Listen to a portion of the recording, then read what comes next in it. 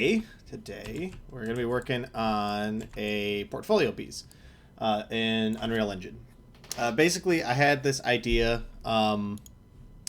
to make a sort of like a museum in Unreal that would function as a function more as like a portfolio for myself. I've been struggling a lot lately with delete the basic stuff from the first person controller thing because I don't want to recode a full new first person controller because it's super fucking annoying. I had this idea for those of you that don't know, I guess I should start there. I'm a game designer. Hello. I've been making games for a while, and part of that is that I went to college for game design. I went to DePaul University here in Chicago, and I love making games, but I'm very, very, very bad at working in Engine. I kind of always have been. It's sort of like the bane of my existence. And so during COVID, I decided that I wanted to try to make more personal projects, things that like I could put in my portfolio, hopefully, help me land a job in industry, things like that. And one idea I had was I never took portfolio building in college. So I have no idea how to actually make a good portfolio. I obviously have read a lot about it now that I teach game design pretty regularly. But everything I've ever read has always said, well, there's not really like a right answer. It's sort of just like you got to do what you think is best for displaying your work and things like that. So I was thinking about it during the fall semester this year, and I came to the conclusion that I think the best way for a game designer to show off his game design skill is to make something that a game designer would make, and then to work off of that, right? So, to that end, I sat down and thought about it really hard, and I realized that what I would like to do is make myself a little museum in Unreal that I could use as sort of like a display for all of my stuff, right? It was inspired by, in the Ratchet and Clank series, there is a Easter egg called the Insomniac Museum that is sort of a love letter to their work and things like that. In particular, it's a like behind the scenes stuff about like the dev process for Ratchet and Clank. It's one of the things that got me into game development when I was a kid, and I kind of love the idea of making like a little museum about myself and about like my work and things like that. I was one of the big developers at Vamped Games for Funk Unplugged. I worked as a production manager, and then I was also in charge of a lot of the development process for Funk Unplugged. I designed all of the boss fights. Not all of them, but it was a couple of them were collaborative efforts. But I definitely designed a majority of the earlier boss fights in the game. World 1, World 2 were my babies. And then the boss fight finale was another one of my babies. With obviously I had the help of the wonderful Dylan Wallace, who worked with me during all of that, which I'll always be eternally grateful for him because he was such a great guy to work with, and I owe him for the project's success at the end of the day, because without him it would have gone completely belly up almost immediately. That understood. What we're doing here is essentially what we're going to do is we're going to use BSP to outline the space for the museum today. BSP is a form of geometry that you can use that is basically great for blocking things out. A block out is essentially it's like a blueprint, like a basic run through of what it is that you're going to be doing. It's been a little while since I've worked in Unreal, but I still do remember how to do this kind of stuff, the blockouts. So I didn't have to teach myself how to do it again, which was nice. A big thing about Unreal, though, is that I am extremely rusty with working with things. So, like, I don't really remember... That's a skylight. I don't need to move that. That is the reflection capture for the fog. And that's the atmospheric fog. Well, we'll get rid of that because we don't need that. Not in the museum, at least. I'm a little rusty. It's been a little while since I've actually like sat down and worked in engine on anything. I spent most of my time on Punk Unplugged working on documentation and learning about law and learning about like legal stuff, handling, you know, business side things, a lot of number crunching, a lot of accounting, that kind of stuff. And so because I've been a little rusty, I want to reteach myself how to do a lot of this kind of stuff. So what we're doing here is I've created a very large cube, right?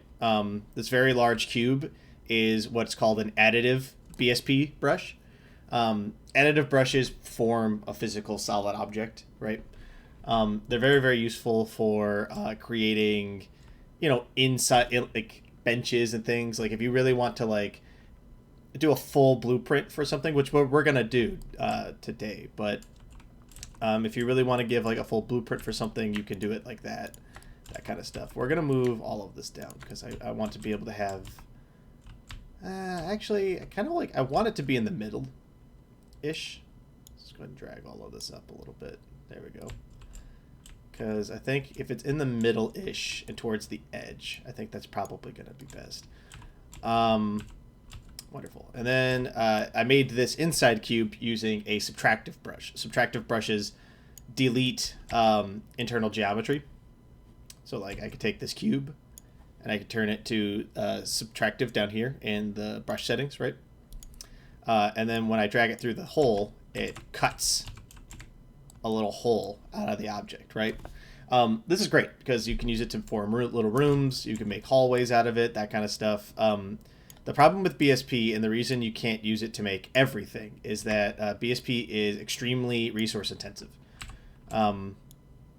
It has a big problem wherein if you put BSP as everything in the game, you'll rapidly run out of RAM and CPU power because your computer can't really run it super well.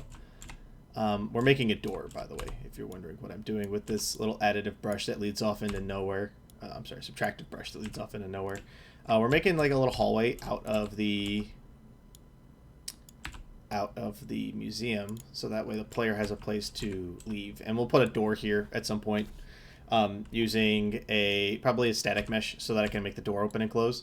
We'll probably leave a lot of the geometry as BSP because we're not looking for like highfalutin gameplay here. I don't have to worry too much about you know, making stuff look super functional because it's going to be maybe run on a webhook for like one person. I also forgot to tweet about this and also put it on Facebook because I'm sure that there are going to be people that would like to watch me do this. So give me just a hot second. I'm just going to mute my mic real quick.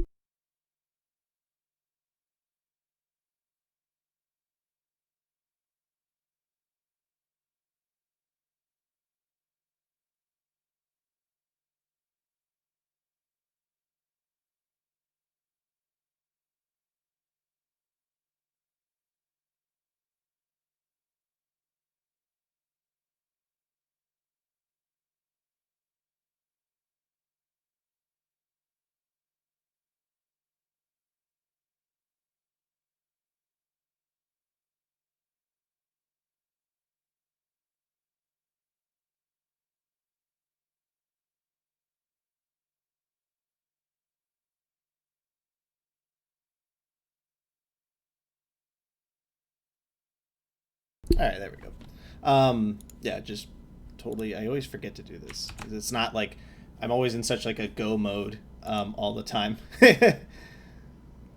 which is like kind of funny. But yeah, so basically you can't use BSP for everything because if you do, it'll cause performance issues. But you know, we're not super duper concerned about performance on this project, at least not yet. We'll worry about performance in the future here. When I am like once it's all done and I've got all like the static meshes and all the other things that I need inside of here finished out, then we'll worry about you know, all of the other stuff. So we're making some chambers here. The way that I had a note about the way that I wanted this to be laid out. Basically, my goal right now is I want to just get the layout for it done in like the couple of hours that we're going to be here. I probably won't need the couple of hours, at which point we'll probably sit down and think about like what else we want to do for this museum. But essentially, I want it to be laid out very similarly to the Field Museum, where it's like a nice open front chamber, basically. That's too far. There we go, perfect. A nice big open, so basically like the player will spawn in. Here, we can press play and we can take a look. The player will spawn in here. I've already got myself a player controller from doing this with basically Unreal has a set of like first person like basic stuff that you can spawn in with. I think I still have that volume much fog in here too. Although it might just be distance of detail, which is fine. We can just leave that as is. This is too low, which we'll fix in a second. Basically, I want the player to be able to come in here. This is maybe too tall. Like I feel like this is too imposing right now, given that the space I'm planning to work with is gonna be pretty small. But basically, looking at it like this, the player's gonna come in here. I'm gonna have. And it's sort of I want it to this whole project to reflect me a little bit. So I want it to be kind of funny, but also like show off my work and be a little serious. I've always been the kind of guy that when I work, I like to work not comedically. Comedically is not the right word, but work with like a sense of levity and things like that. I find that I work better when I don't feel so stressed to finish things or to have to be perfectly professional at all times. I definitely work better in environments where I'm allowed to sort of like be myself and sort of be kind of funny. I've always been kind of a funny guy. I've always been funny looking, so so basically the player's going to come in. There's going to be a big door here that I think I'm going to have swing open like that basically, so that it opens up and the player will see a very large statue of myself, a big 3D model like right here, which we'll mark with like a big cylinder or something later when I'm going through and putting in like the props and things that I want to have around. Big statue basically, and then the big statue is going to be in the center of this room, so probably like right about here ish, judging by the quadrant plane here. So I'm gonna have the big statue like right here, and then we're gonna have 4 doors. I think this room is definitely too small, or too tall rather, so we'll probably shrink this down a little bit. The doors will go towards this one will be towards my professional work, which right now is a game called Funk Unplugged. It's pretty good. We worked very hard on it. I'm actually currently debugging part of it as well when I'm not streaming. I'm not streaming that because it's boring. It's like an hour and a half of me watching a FPS counter so I can see where the performance loss is happening. But so right here we'll have Funk Unplugged. I also did some QA work on Modern Warfare 3, so we'll probably put a little bit about that in there as well. The second door will be about my student work, about like personal projects and things like that. There I'll put things, I have a couple of student projects from when I was teaching that I debugged and was basically running a production role on and things like that, so we'll put that here. Over here I want to have a section about my hobbies and things that I enjoy, so that way you kind of get to know me, know who I am, what I like, that kind of stuff.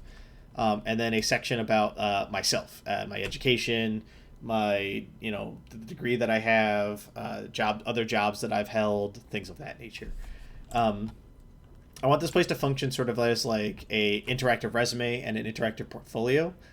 I don't know if that's going to work or if it's a good idea, but my intention is to, on my portfolio website, to then have this as a webhook that you basically can load up and boot into, and then you can sort of wander around and take a look at it. I'm hoping reasoning behind this, and I'll adjust this while I'm ranting about this. Not ranting, but, you know, talking about it a little bit. My reasoning behind this is that I do not understand how to make a portfolio. Straight up. It's always been a problem of mine. Every time I ask people about it, I get given the answer of like, well, you just look at what other people do and then do that. And like, I kind of hate that response. Because I don't feel like that's like a genuine response, you know? And not that like people are trying to like, you know, lead me astray or anything, but like that feels like such like the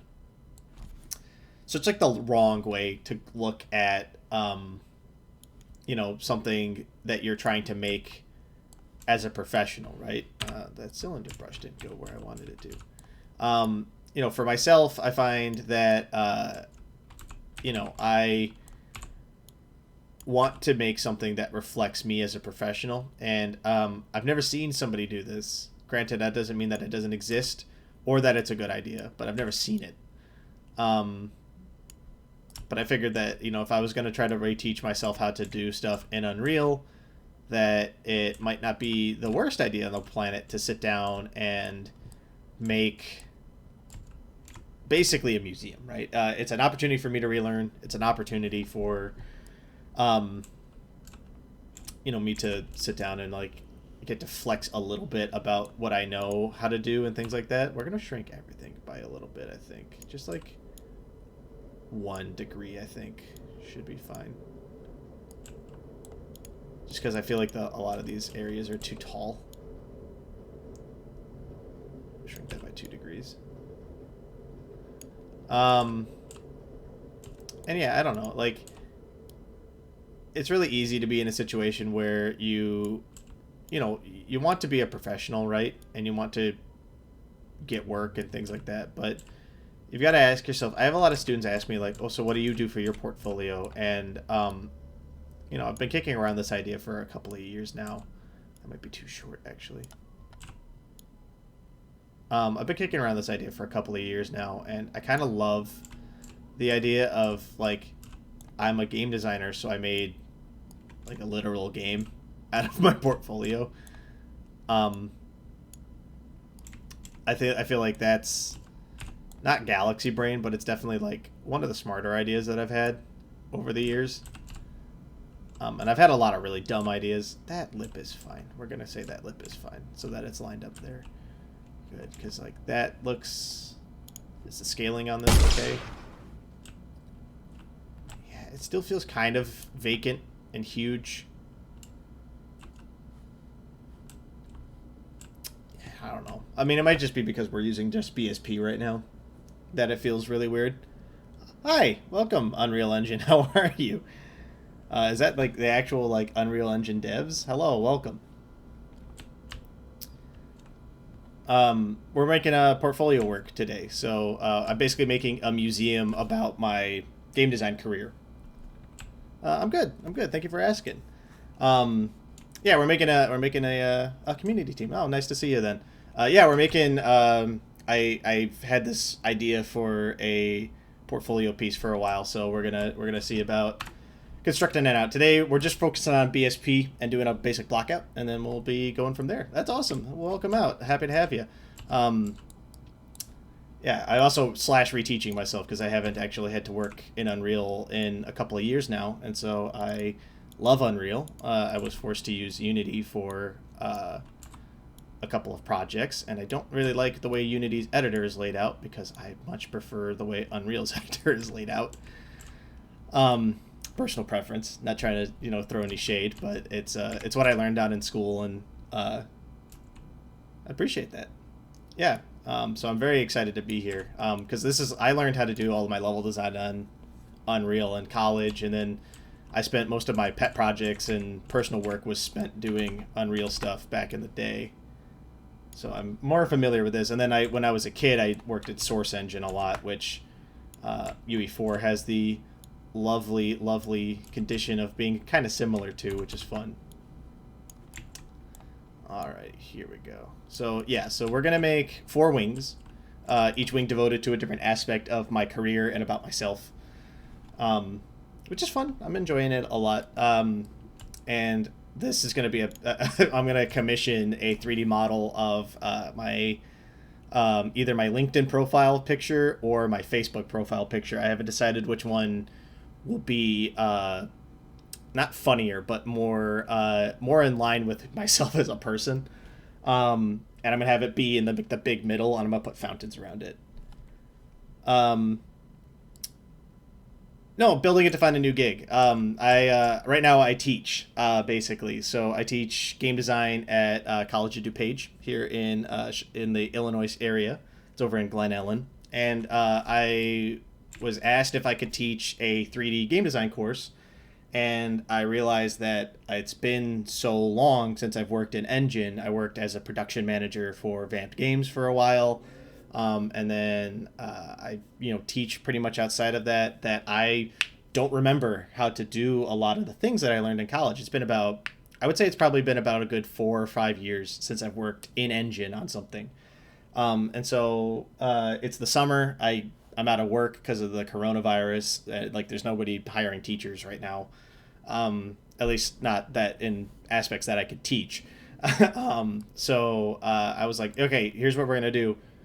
This summer, it's fine. I'm like doing a-okay. I've got like, plenty of catch grabs and a good support network, so I'm doing totally fine. But I realized that like I basically have all this time on my hands. Yeah. I have all this time on my hands, so I was like, well, we'll spend the time. I want to get into streaming. It's something I've always loved to do.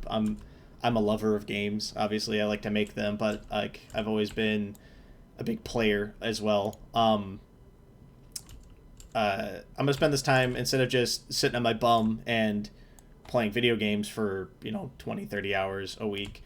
I figured I'd stream. I've been streaming Hades all week, and then on Fridays I'm gonna commit myself to working on this. I think that if I can get it done by the time the summer's over. I'm going to be applying to jobs pretty much the whole summer because at least the game industry is still hiring, which is great. But I hope that if I can get this done by the end of the summer, then I'll have something that I can show my students, something that I think that they will appreciate and enjoy, because they always ask me, what can you do to make your portfolio stand out? And I've been struggling with an answer for them for quite a while now. And I think that if I can get this, there it is. If I can get this ready to go and make it pretty, there we go. That's what I want. I can show them this and say, I made this thing. I have no idea if it's a good idea or not, but I spent the majority of the Corona time working on it, so we're gonna find out together. But I have a good blueprint in mind, so I appreciate you coming out. It's nice.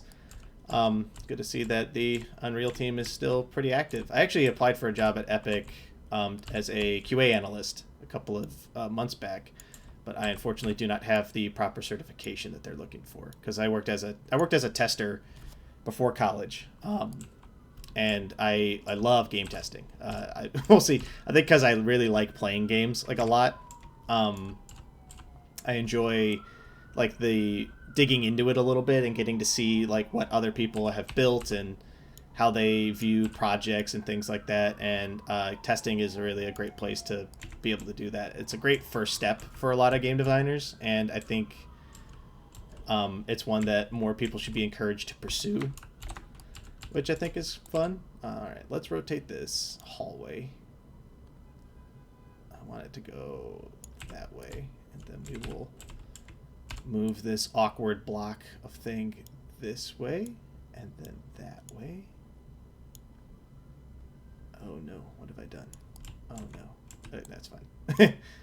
Move out a little bit here, because I want to create, yes, this kind of a junction, I think. Yeah, working a little slow. I'm not in a rush. The nice part about not having a deadline attached to this is that I don't need to worry too much about doing anything in particular.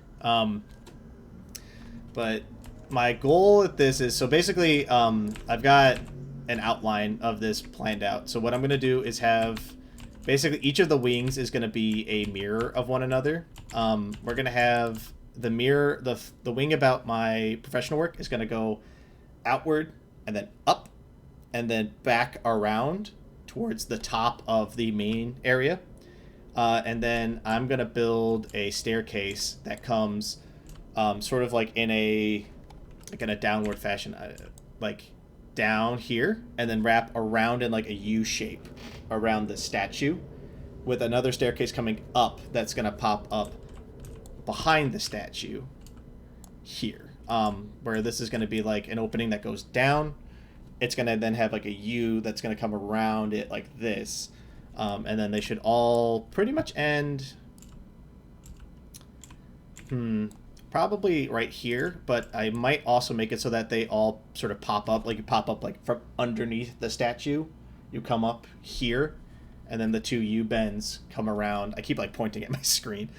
Come around this way and this way. I think that'll look pretty. And then I can put a fountain around this, kind of make it like a centerpiece where you're sort of like walking around this big statue of me, which is like it's not an ego thing. Like I feel weird having to like justify my own like work here, but you know, I think it's kind of funny. Actually, you know what? I decided I don't like that.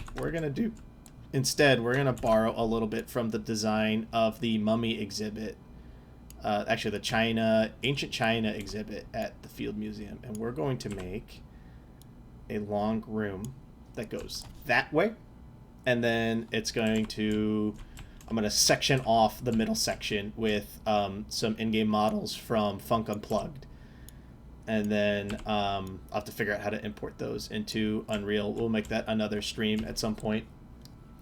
And then we'll have that basically the player will come in as I use my lovely first-person controller provided by the Unreal Engine here.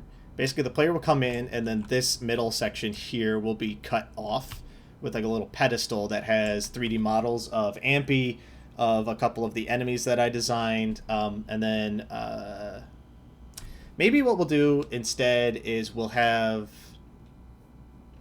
put the enemies down here, and then we can put Ampy upstairs, along with some level spaces. We could design a couple of nice like dioramas around some of the level spaces for Funk Unplugged. Yeah, that'll be good. We'll do that. That seems like a good idea. Yeah, so we'll put a big pedestal right in the middle. It'll be like a big raised platform that'll cover up a lot of the room. That way the player like kind of walks around and gets to see them. We'll maybe buff this wall out a little bit here and put another like maybe some pictures, like a couple paintings or like just screenshots of the game up on the wall with the enemies doing stuff. Maybe some GIFs if I could figure out how to do that. That'll be fun. Come around, there'll be more paintings, maybe a display case with like the final bad guys model in here, sort of big and menacing. Maybe we'll have it stationed here so that way the player sort of like walks between the enemies, and we'll have him like hit some buttons, make him do some animations. Yeah, that'll be great. I think that's a good idea. And then they'll come around here, and then we'll put a hallway here that will then go up, and then we'll have the player come around on a staircase with maybe some like we'll get some funny some funny art of me commissioned. Maybe some stuff of like me in like a mauve smoking jacket with like a cat or something. That'll be funny.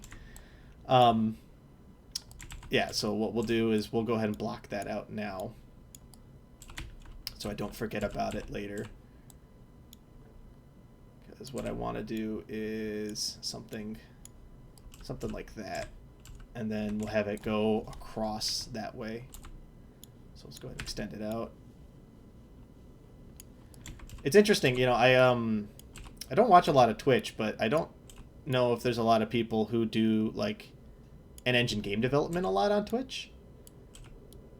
Mostly because it's kind of like a slow process, but I have been gifted with an intense ability to talk nonstop for any length of time, which I think has helped me tremendously in my career as both a teacher and as a game designer.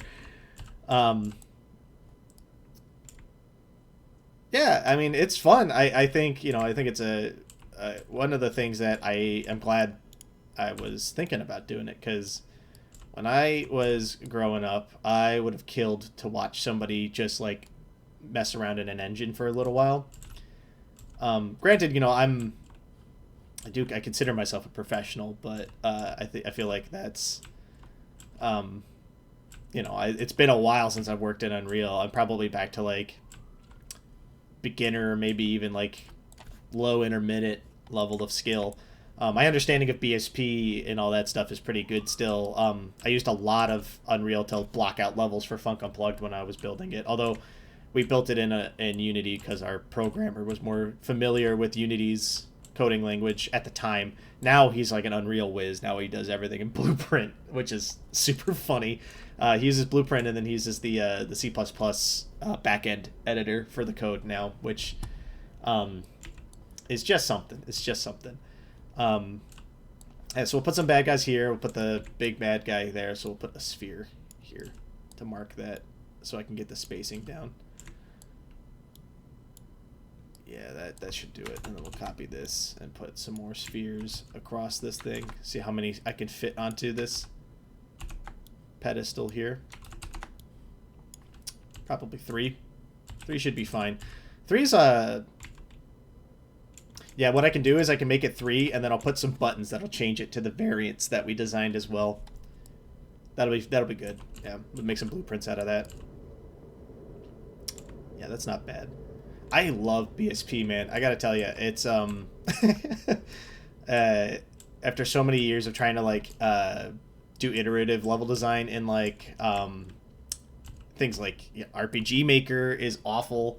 Not like awful. It's a very, very good engine to work it. It just has this key problem of being the worst thing I've ever worked in as like an iterative design process. You sort of have to like know what you're doing before you go into it. Otherwise it like absolutely disintegrates on itself. I love that BSP is so quick to just sort of like swack it in, and then you just sort of like fiddle with it for a little bit. You know, get the size done, get the position ready, that kind of stuff. That's too low. Perfect. Love it. I love it. Miss it every time. Every single time I make something, I'm like, man, I would kill for Unreal Editor to just be this engine. Which maybe is unfair to other engines, but I've always had love for Unreal. I think it was the first engine I ever worked in. I worked in the Blizzard map editor for Warcraft 3 was the actual first engine I ever worked in. Way back in the day. I made custom maps for Warcraft 3. That was how I got into game design. And then I spent a lot of time in high school working on things in Unreal 3 at the time. Unreal 4 hadn't come out yet. And then in college I spent most of my college career in Unreal 4. Which I do not regret because it was probably exactly what I needed, to be honest. Engine is so good, which I know I'm talking the praise, but I'd be saying this even if you weren't in the chat, I promise. I regularly tell my students that if they're going to work in something, they should work in Unreal Engine, just because it's so easy to get started in, and it's not like Unity has this problem where like you kind of have to know how to work it. Like you have to learn Unity first before you can really start in Unity, just because the editor is a little bit a little wonky sometimes. But where am I going with this? I had this idea. What am I doing with this? I started building it as I was talking, and now I don't know what I was doing with it. Let's move it forward a little bit. And by move it forward, I mean, yeah, move it this way, maybe? Does that look okay? It's a little slapdash. Connect it there. Yeah, but I don't want a ramp. I want stairs. We can put stairs. We just need the space. A little additive staircase here. And we will, can I extend the staircase up? No. Out. Then up. going to clip through the geometry, but I think that's fine. So what we'll do is we will go up, then over, then up some more. The problem is that this is going to create too many stairs, which means I need to make the number of steps go up so that it flattens out slightly, and then we can shrink it back down because I want the staircase to be nice and smooth.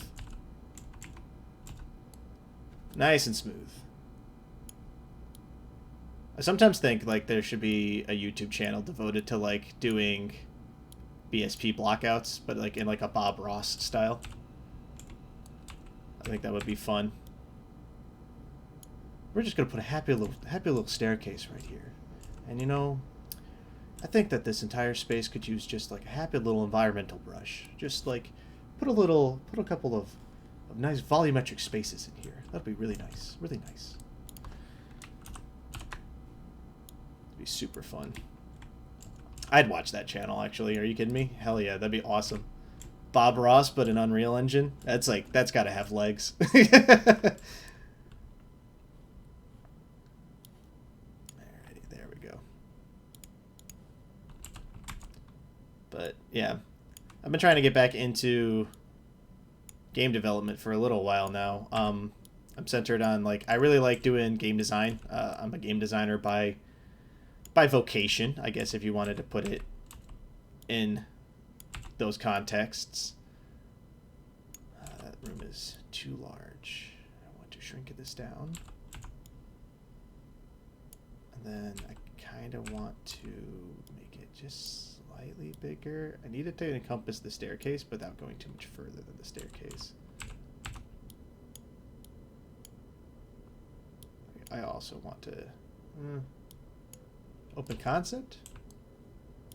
Maybe. Maybe. What does this look like? What does this look like on the ground? Yeah, I kind of like the idea of there being like Bob Ross. Like you knew like the joy of painting, but it's the joy of level design. Okay, so you come in here, you see some... Oh man, look at all these crazy 3D models. Oh look, it says that they were made by Ray Bach. Not me, because I'm not an artist.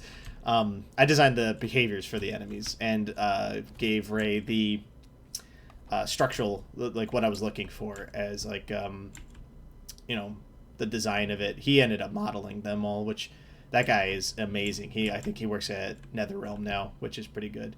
Got it. So this room is too short, and then the staircase is cut off here, but we will probably just paint over that, or we'll move the room slightly over. Yeah, it's a little ugly. It's a little ugly. We'll move the staircase, the subtractive brush back over. Maybe make it... It's a little minkus. That's okay. It's a little minkus. Move that to there. That should clean up that corner. And then we need to figure out what's up with this staircase brush. It is because I am losing a staircase to BSP here. So we will move you... Nope, that is too much. Physically move you slightly over. And then that should clean that up. Perfect. All right. This is ugly, but we'll fix that later. We'll figure out a way to fix that later. Because like this works, but we'll figure out how to work. We'll figure it out later.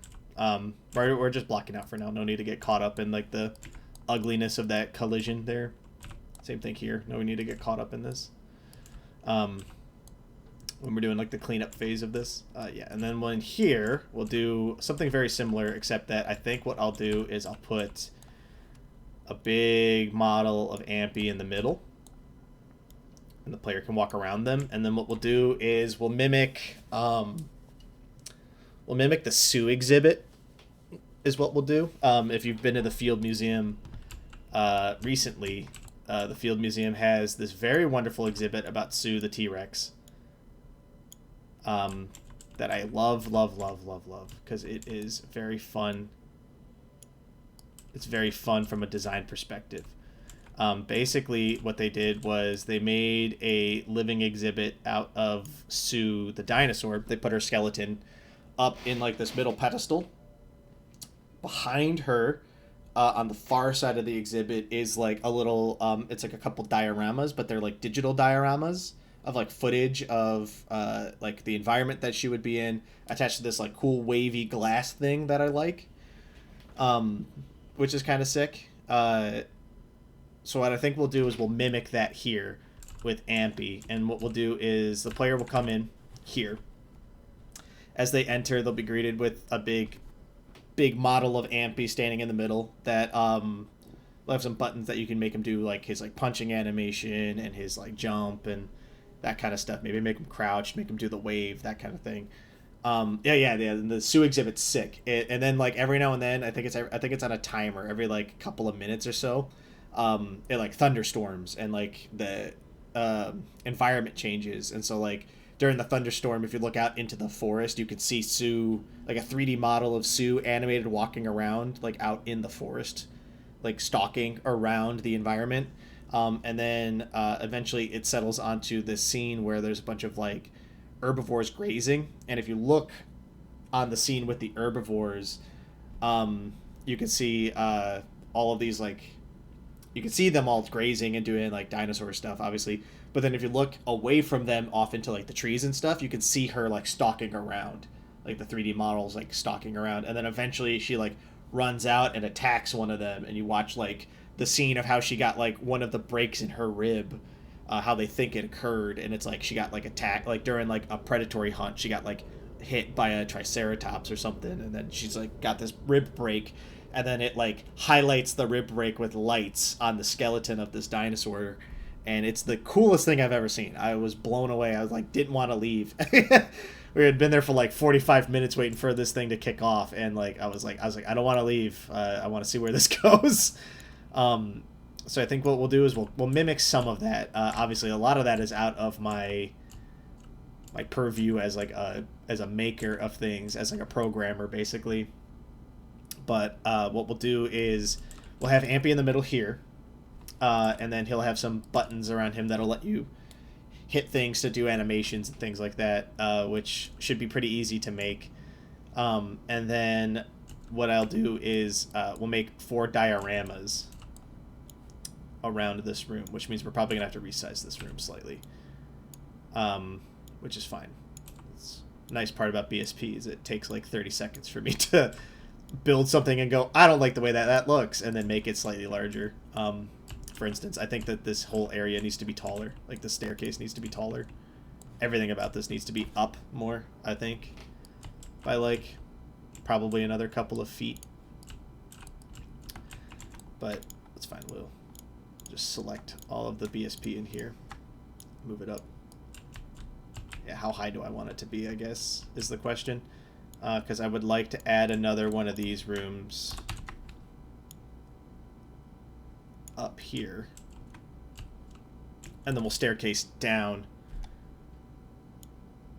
Displace that slightly, so that way we can staircase from here down into the other room in like a spiral staircase kind of design. Yeah, so if we're going to do it that tall, we want this room to be in line with this one, which means that it should be, how high? The X coordinate, no, it's the Z coordinate that I need, 3440. Well, we move this one to 3440. That should be, that is not the same height. Oh, that's because it's center coordinate focused right now. I need to be bottom coordinate focused. I don't remember how to select individual geometry faces. I think I need to go to face select, which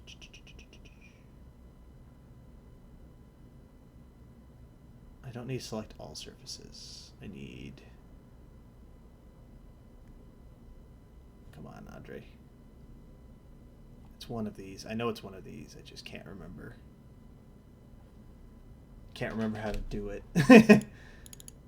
There we go. Well, that selected the face, right? So if I put like, yeah, okay, that selected the face. Put cube material down there for right now.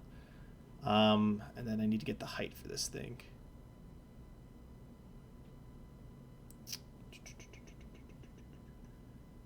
Cannot remember how to check for individual object heights. I don't think I can do individual face heights. Okay, well then what we'll do is instead we will eyeball it for now. Alrighty, there we go. We will just do it the cheeky way instead. When in doubt, cheek it out. Perfect. Alright, so that puts that in line with this room. And then we can extend this room outward. Watched that movie Outward pretty recently, actually. Really enjoyed it a lot, actually. Kind of a tearjerker, to be honest. Yeah, we'll put Ampy back in the middle here. But it was very good. Another great, well-designed movie from Pixar Disney Animation. I wish I was an animator sometimes. I've always been bad at doing art, though, for some reason. I'm bad at proportions.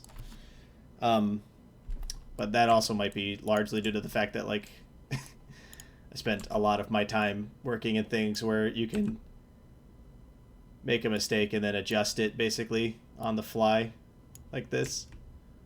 So I've never had to, like, get proportions correctly the first time. I can always just sort of, like, work it out afterward. If I put this here, what is that? Does that just end in a wall? Yeah, that just ends in a wall. Okay, so we have to line it up like that. It's still hideous, but that's okay. It needs to be taller. But I think it's coming together already. You know, we've been going for what? How long have we been going? About 45 minutes. I've already got like a couple of the spaces blocked out pretty well. This is going to be it's going to be a project. Like, I definitely think it's going to take several streams for me to get it into an operational place here, but I think that's fine.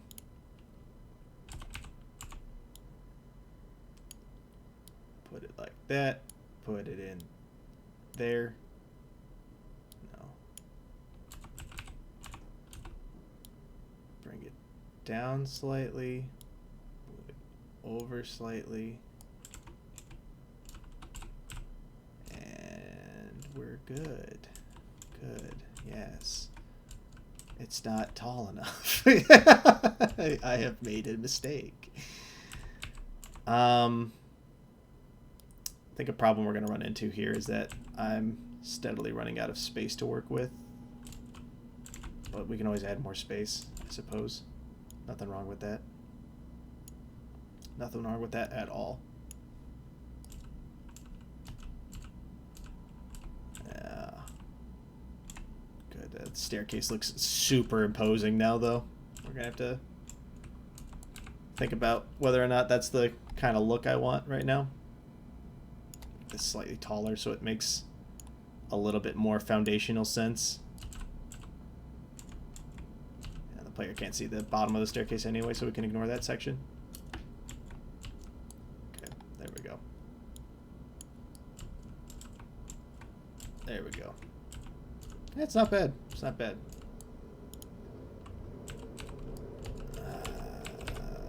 Okay, now we need to make sure the staircase is long enough and then tall enough and then in the correct position.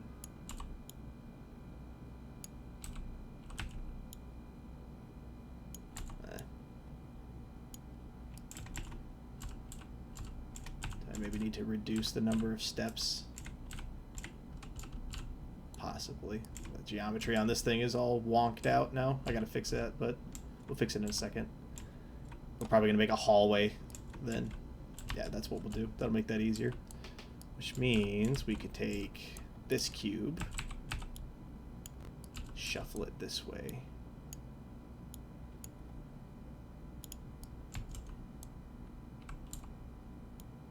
Extend that out by 1.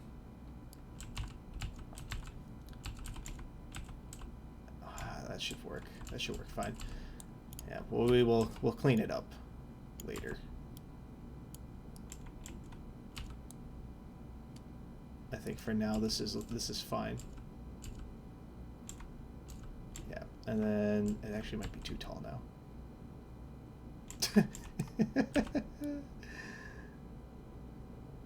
Okay, there we go. How's that? Is that better? No, still too tall.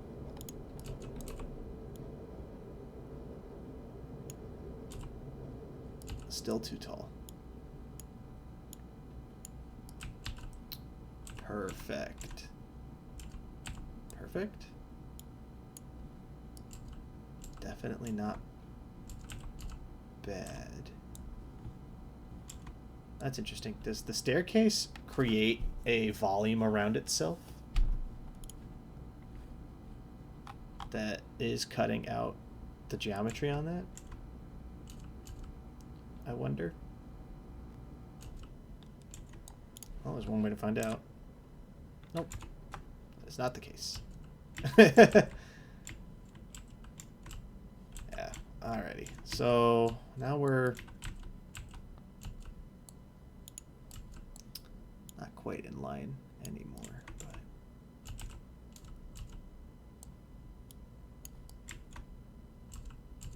nope. Too far forward.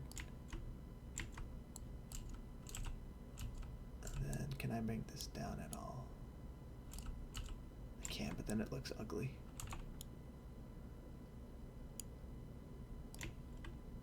That'll work. Okay, that'll work. We did it. We did it. We're geniuses. All right.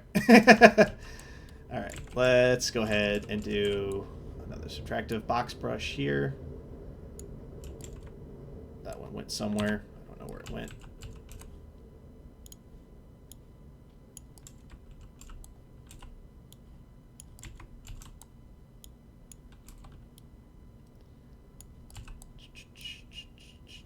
I always tell my students that I don't think people appreciate how slow of a process game design actually is. It's not slow in the sense that, like, you know, it doesn't take a little bit. Hey, Victor, thank you for following. Appreciate it. Happy to have you out. Game design is kind of a slow process. You know, it's a lot of, like, small incremental changes that eventually lead to larger, more robust changes,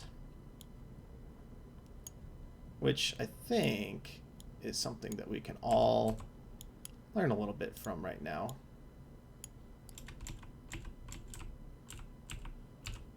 All right, yeah, we'll extend it outward this way slightly, move it over. Perfect. Alrighty. Beautiful. Beautiful. Not bad. Not bad at all. Let's take a look at this on the ground so I can see if it looks hideous or not. I mean, it's going to look hideous. It's completely done in BSP, and it's, like, not textured at all. This hallway needs to be clipped in slightly. Yeah, this needs to go away. So we'll extend this outward, push it back a little bit. Good. All right. Yeah. This already has the kind of feel of a museum in it, even with just, like, the little bit of work I've put into it. Alright, the staircase needs to have more stairs added to it. It's now... The fact that you have to jump is not good. The new N-Editor modeling tools? Yes, I've seen that they're in there. I have not messed with them at all. It is definitely my intention to do a little bit of that. I think we're going to use that to make some topography on a couple of these things. But I haven't had a chance to actually, like, sit down and do it. Right now, I'm just focusing on doing, like, the basic blockout. Like, this room is too low now, or actually, this is too tall. So we will extend that upward slightly, which then caused this to be slightly too tall. Come on. Oh, it's extending. It's just doing... That's because I have the wrong piece of geometry grabbed. Perfect. Good enough. Good enough. This needs... Staircase needs additional stairs. It's hilariously, like, absolutely being cannibalized by the top of this, but... Maximize the number of stairs. Just absolutely the worst thing I could have done. Yeah, but so I've seen that they added in like the geometry editing tool, and a couple of the landscape editing tools. I just haven't had a chance to look at them yet. I want to, because I feel like it's gonna be really good, and then I gotta just find a use for them, basically.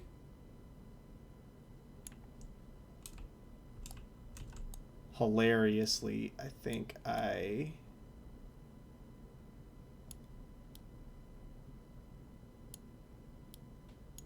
Okay. Oop. Grab that again. Let's... Can I make that like a half step? Step height. Let's do 10 instead. Nope, too short. Let's do 18. No. Okay, how about 19? Not 119. That would be bad.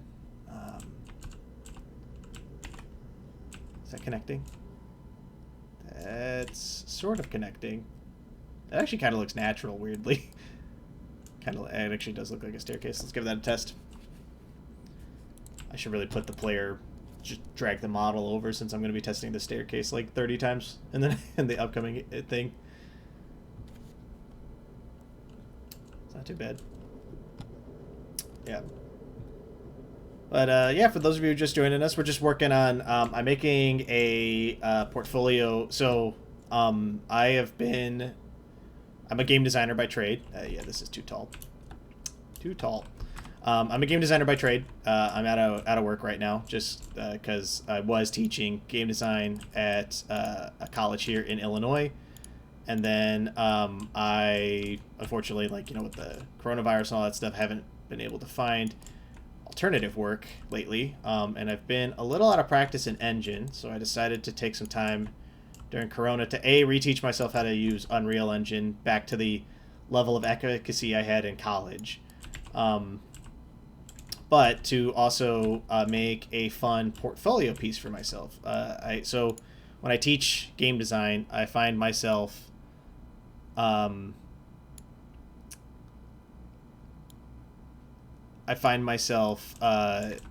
really having a good answer for the question of what do you make for a portfolio, right?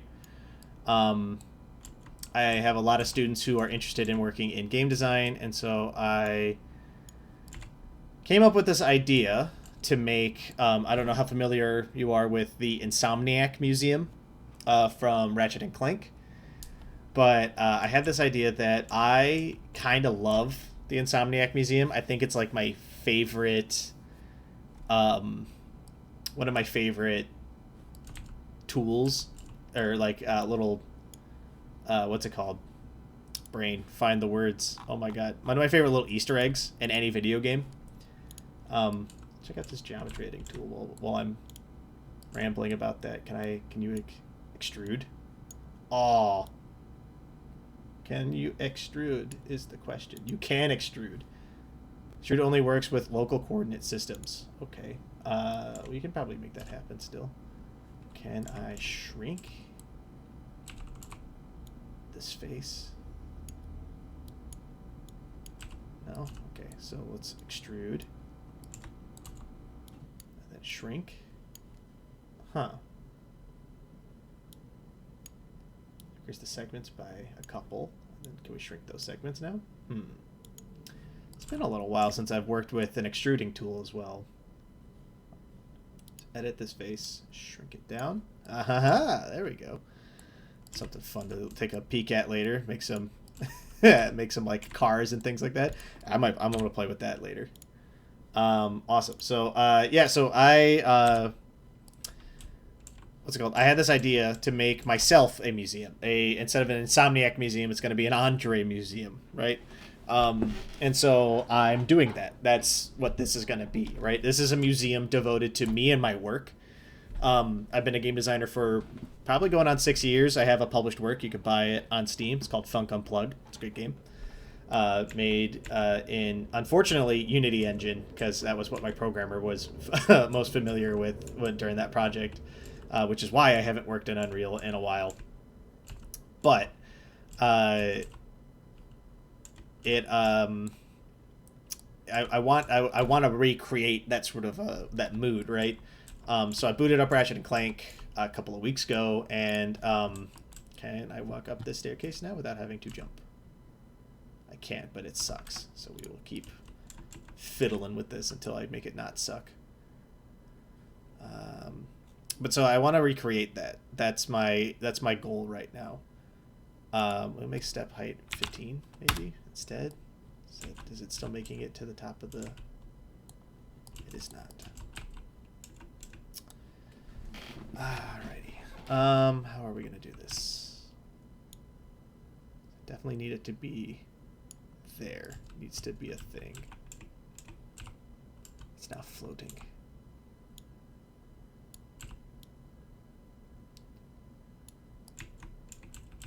Are you making it up here now? You are. But now I'm worried the staircase is going to be too tall. I want to recreate that, right? And kind of work on making a portfolio that actually speaks towards my capabilities as a game designer, right?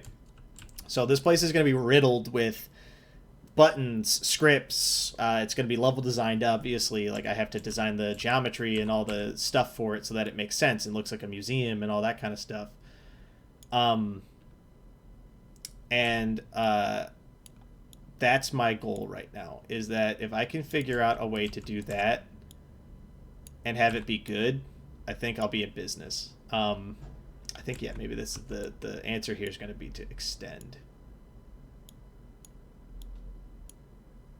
this hallway.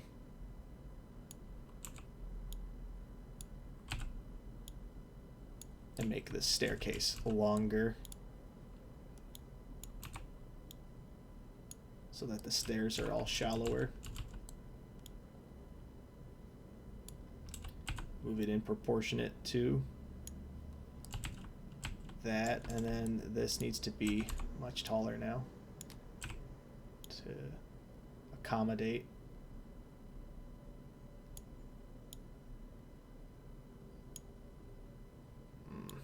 It doesn't look good.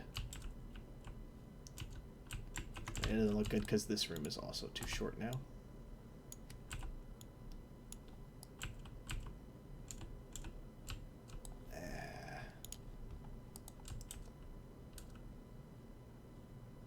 It's not bad, but it didn't solve the problem at all. Let's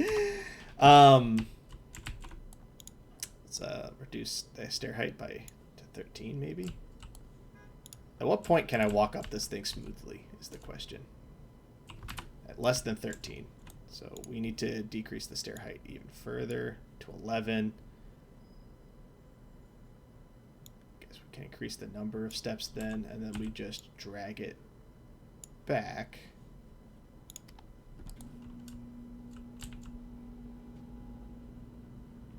That's not bad, but maybe I should just make this a ramp. Maybe I'm being too complicated with it. It definitely needs to run like this full length of this room, basically. And I hate that this is so tall now. Absolutely hate it. I know I'm losing a couple steps to this subtractive brush up here, but like I think that's fine. I'll just make the fucking whole length of this hallway.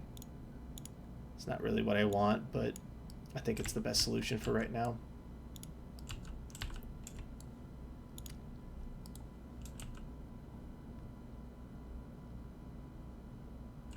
See, now, like, this hallway is too... This is too tall now. You know what it is, though, actually? It's the angle.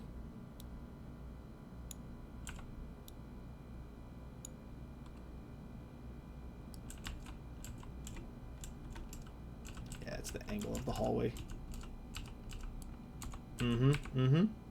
Abso-freaking-lutely.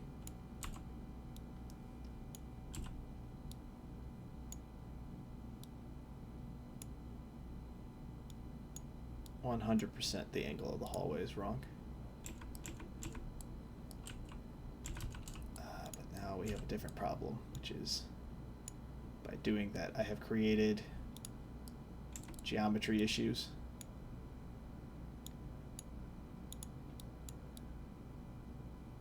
I need this to be at that height, though.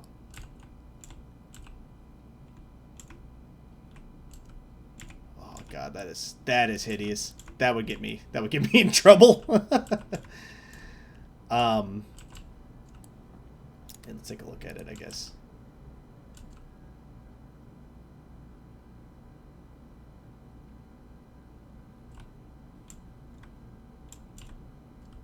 Okay, this room's now too tall. Which is fine. That's a solvable problem.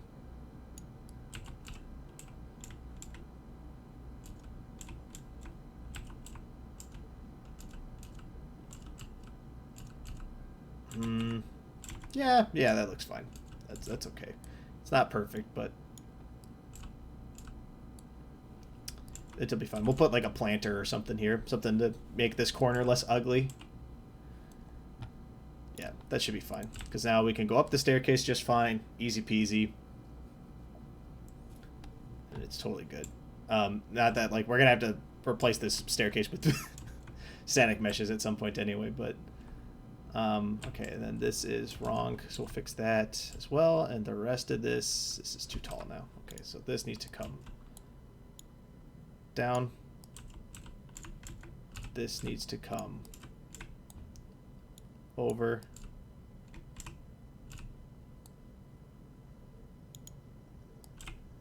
And this needs to go up. Just ever so slightly. Perfect. All right. Wonderful. Wonderful, wonderful, wonderful, wonderful. Yeah, I have not used, I haven't used actual, like, Unreal Engine in a while. I use it a lot to, like, mock up stuff for when I need to, like, do, especially for, like, I play a lot of D&D. So, sometimes I use it to make play spaces for D&D, to, like, map them out, and then I take screenshots of them from above and put them into Roll20. I've kind of always liked that, mostly because I never learned how to work Unreal in 2D. That would probably be better to do, to be honest. This is too tall now. Or too high, rather.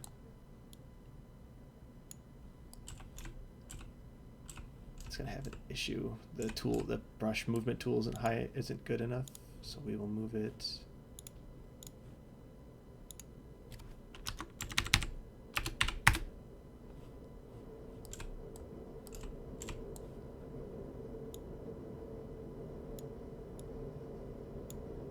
Move it manually.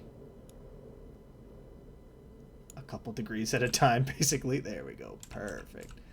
Nice and flush. That's what we want. And then we can move this room. Same thing.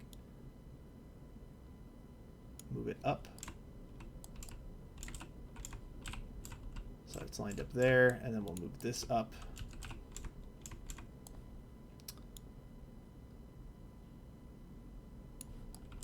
So it lines up. Perfect. Awesome. All right. Beautiful. So good. Now we finished this, and then we're gonna connect this room to the second antechamber over here. Probably right here is where we're gonna do that. Which means that I have room for how many dioramas?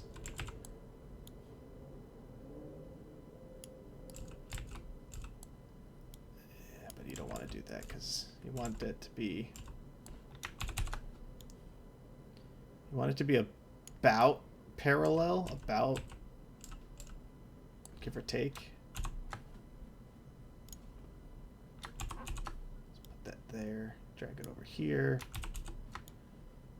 and do it like that. So I have room for 4 dioramas, but then I have to make another hallway this way. Or we make a secondary exit here and come around at the back. I think we'll do that. Yeah, that seems smarter. That seems like a good idea. seems it is. They're sometimes very different from one another, but it seems pretty good. Yeah, so, you know, I think I like this idea a lot. So much so that I'm obviously, you know, committing hours of my life to it over the next couple of weeks. So hopefully we'll all learn something here. In particular, I'm most nervous about getting back into Blueprint. It's been a little while since I've used Blueprint, and there are some very wonderful, wonderful tutorials from Epic and from not Epic that I think are going to be very helpful during all of this. That I am very much looking forward to using, to be honest. 90-degree flip. Push it backward slightly until you see the geometry cut in. There we go.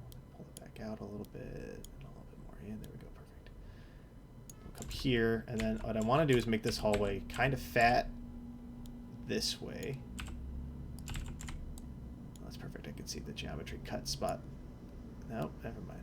Perfect. And then I want to make it long this way so I can maybe stick some concept art and stuff in it. Well, then what we'll do is we'll use it as the exit for both of the sections that are going to end up upstairs.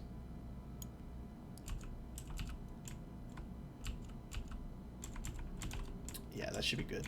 Because then what we'll do is we'll use this as like the connecting point, because there's going to be another section over here eventually, and then we'll have them both connect there, and then we'll have them, not a cone, Andre, not a cone. We don't want a cone. I want a box. Everything must be done in boxes. Yeah, well, then we'll take this, make it subtractive. And then we will lengthen it slightly, heighten it slightly, put it in the middle, raise it up, push it through, and then make a hallway. Nice and easy. Not clean, but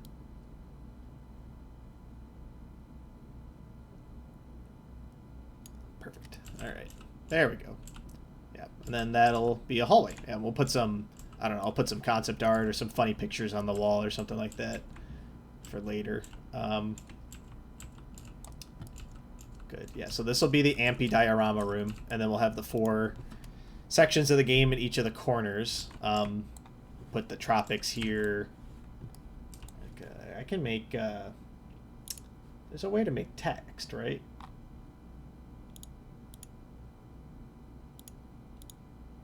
I thought there was a way to make text. It's like a text volume or something like that. Text render. There we go. And then for this will be tropics, just so that I can see. And then how do I change? Cannot remember how to do this at all.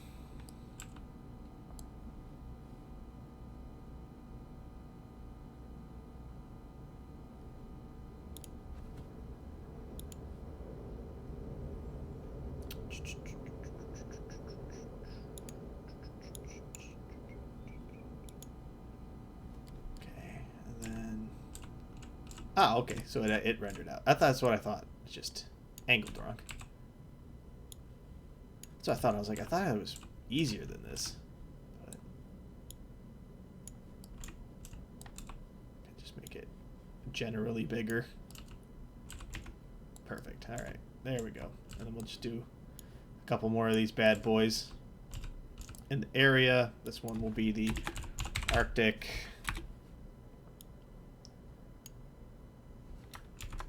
Make it generally bigger. Nice and easy here. Nice and easy.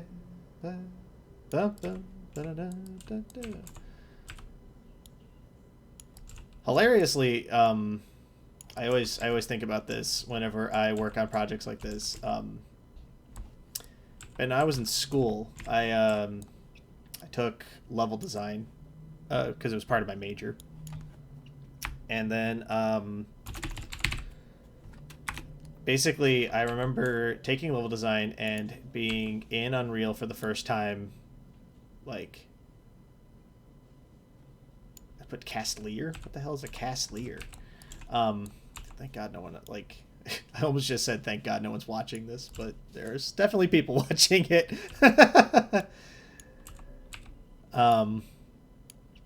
Yeah, Castlier. Castle, please. Must have accidentally finger mashed the button. I don't even know if that's how you spell castle.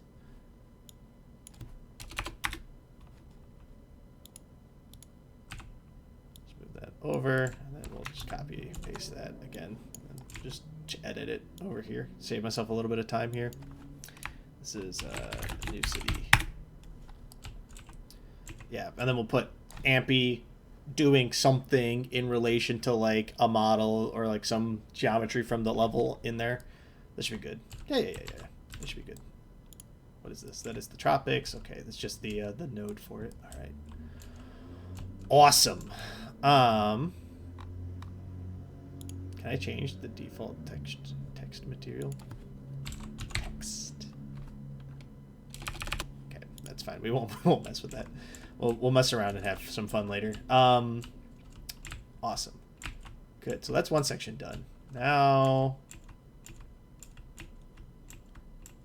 that took a decent chunk of time to do that, actually, longer than I was expecting, but that means that the 4-hour stream should be enough time to get all 4 sections done. Now we need to figure out what to do with this section. So this section I'm going to have be student work and things like that. Stuff that's maybe semi-professional or something like that. Hilariously, this entire thing is now a semi-professional work. Like, it's going to be a whole thing. But this section in particular is going to be about, like, student projects that I've helped with, stuff that I've tested for that I'm not, like, I don't think I have credit on, but that I help test for, things like that. I guess the question is, what do I want to do? Like, how do I want to do the geometry for this? We could go down underneath, and you're kind of like under the amphitheater from underneath it. That could be cool. It will create an issue if you can see. We'll figure it out. I don't think you'll be able to see it from underneath, which should be fine. But now we need to think about that for a hot second. Let me just check who's in chat right now. Just Victor and Shrizbot. Welcome. Maybe need him, actually. That might be both. Yeah, we're you know, as we think about, like, all of this kind of stuff, the question becomes, what do I want to make the space look like, you know? And a big portion of that is, like, understanding the space that we're working with. I think what we'll do is, I think we'll go down. I think that's the big brain is going down. So how do we go down? Well, first we should add a linear staircase. I think it's probably always smart to add the stairs first, because then we can make the if I rotate this, okay, that's wrong. We need to make it, can we make it a negative staircase?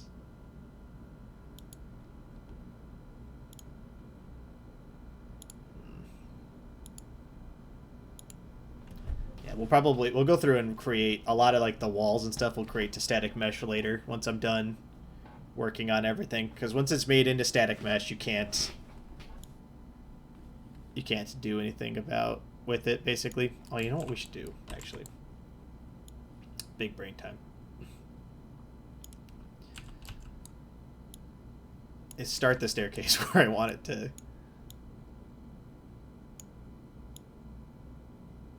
There we go. And then we will go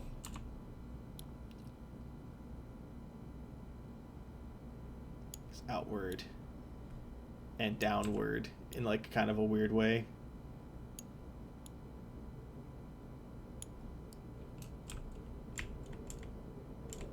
To the foreboding depths.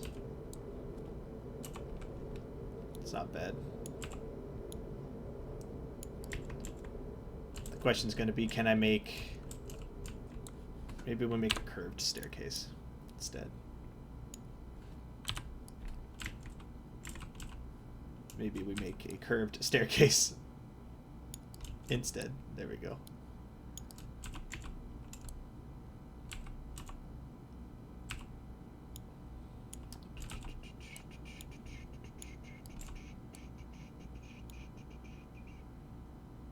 Problem with a curved staircase is going to be that it's going to be very difficult for me to make tunnel geometry with it, so we're going to have to figure out a better method for doing this.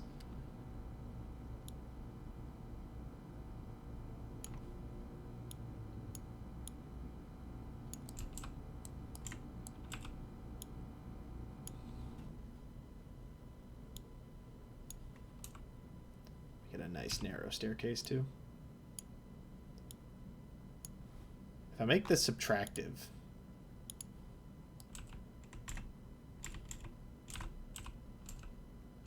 that is kind of crazy looking on the inside. Ooh, yeah, that's actually like kind of weird looking. It's crazy. All right, let's go up. Can I? I think it definitely has to be an additive staircase, I think. The question is, how do I want to...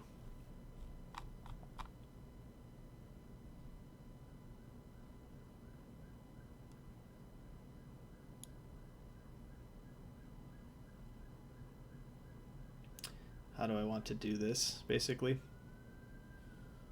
Whoa.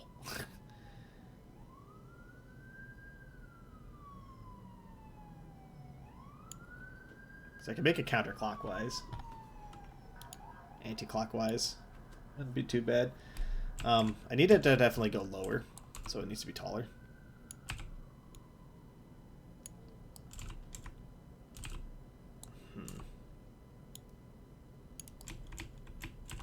Asking myself the tough questions here. That's the perfect height, but it's not the perfect length.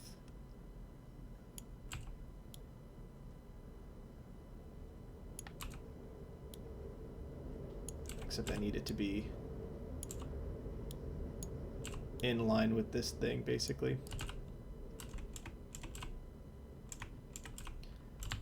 How do I do this, brain?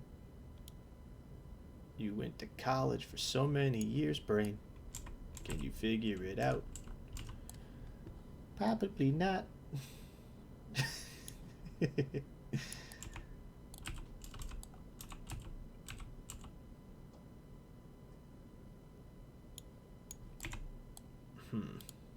I have now lost that staircase as well. Fun. There it is. Alright. Oh, fuck me.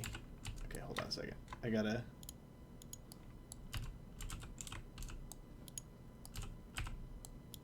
I need to grab this. Okay. There we go.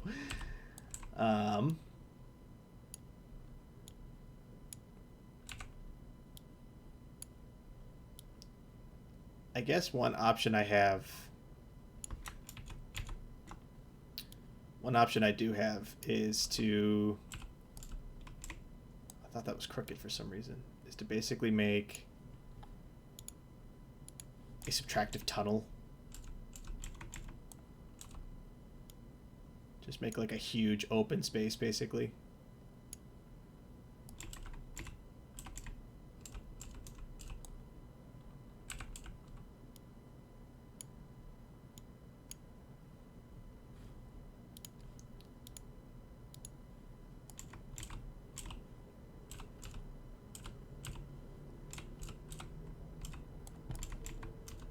Yeah, make like basically a huge tunnel out of subtractive BSP.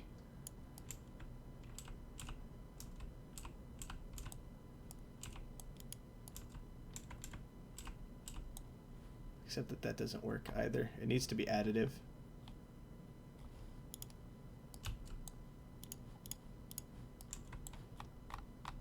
Excuse me. There it is. Okay. Except that by putting the subtractive thing inside of this, I'm deleting the staircase as well. Why did it work over here? Is it because I made the tunnel first? Then added in the staircase? Is that it? That must be it. I guess for simplicity's sake, we could make it so that it's an in and then an immediate right to go down. Instead of trying to do something fancy. Perhaps that is a good idea.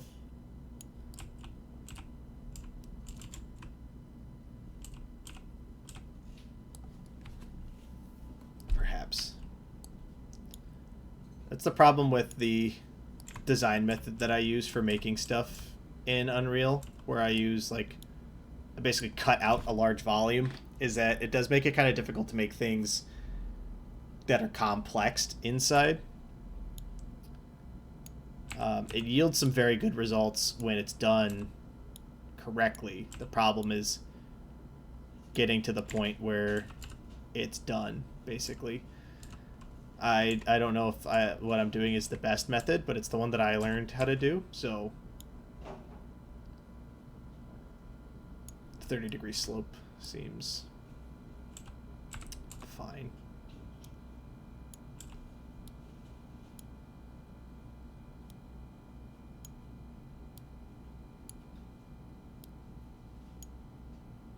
Needed to bisect this, but without cutting into the geometry on that side.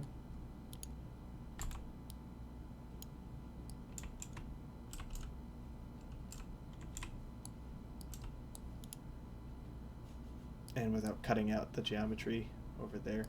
You know what I can do, actually? You know what I can do, actually?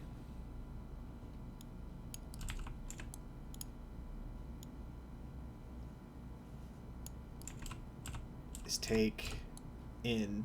Can I take these points in? I can. Okay, here's what we do then. Line that shit up.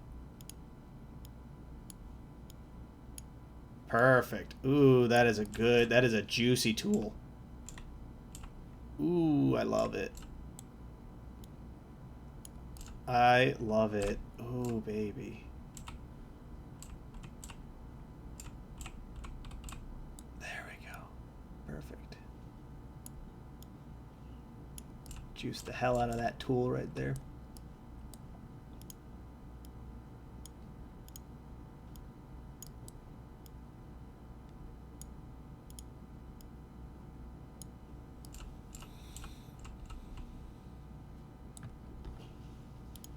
Yeah, there we go. That's perfect right there. Good. It's created kind of like a geometry nightmare. But that's fine. We'll live. Can I select both of these at the same time? I can. Okay, cool. And then I want this to come out. There you go. Yeah, make like a trapezoid. Aha! There we go. That's not bad. That would have helped a lot with this nightmare. We will probably go back and fix some of the points on this thing at some point. And by at some point, I mean like maybe in a future stream, because I would like to try to get as much of the work done as I can this stream.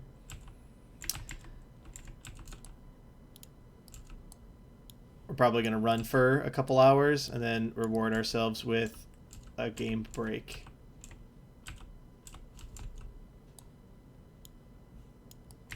In Hades again.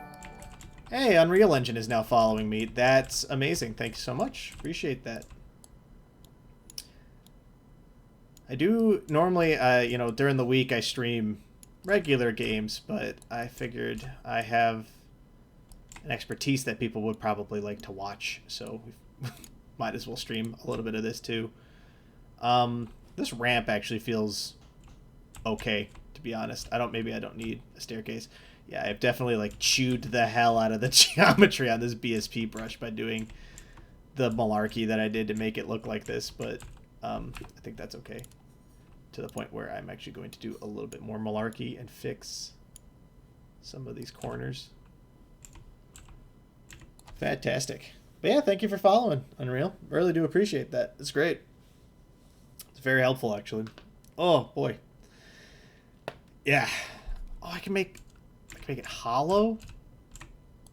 Yo, wait a minute. Does that mean that I could have made this cube out here hollow the whole time? Oop. Now it's a big hollow cube. That's actually not helpful at all, but it's fine. This will work. That does mean that in the future I can do things like that, where I can make the cube hollow and then use additive brushes to make boxes instead of that kind of stuff. Yeah. I'm gonna be honest. This geometry tool is actually supreme. Super useful. Definitely like one of my favorite things that I have rediscovered about Unreal Engine so far. Can I extend? Actually, can I extrude these? Oh yeah, it's created like an ugly double try face. That would normally get you in trouble. If you weren't careful about doing it in Studio.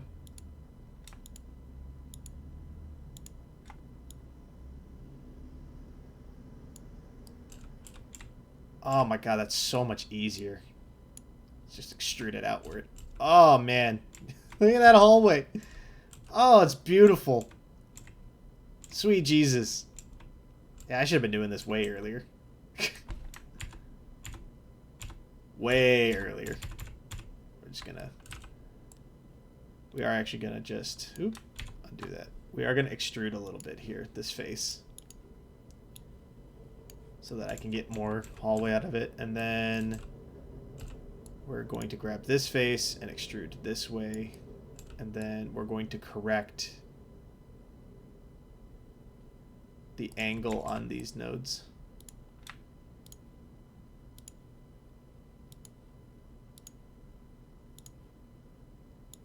Just make sure that everything's clicked.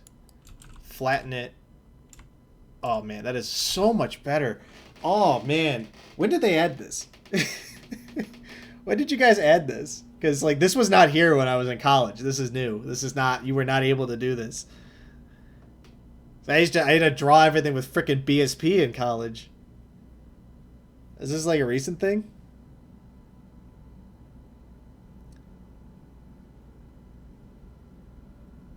It's got to be in the last like 6-7 years, right? Or am I just an idiot? Like I was taught wrong in college this whole time. That's a great thing to learn, though. I'm extremely happy about that because that makes this so much easier to do. We need to be lower? No, we're good. I mean, I think we need to be lower, actually, now that I'm thinking about it. Let's... Oop. That back. Yeah, we need to be lower, though.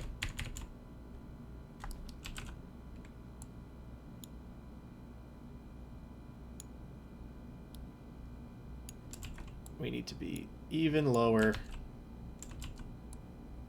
I want us to be in like kind of like a basement. Yeah, there we go. Perfect. All right. Now what we can do is grab these nodes. Correct the... no. Hold on a minute. Grab this face again. Extrude out slightly. I need to extrude slightly. Create a landing out of the nodes.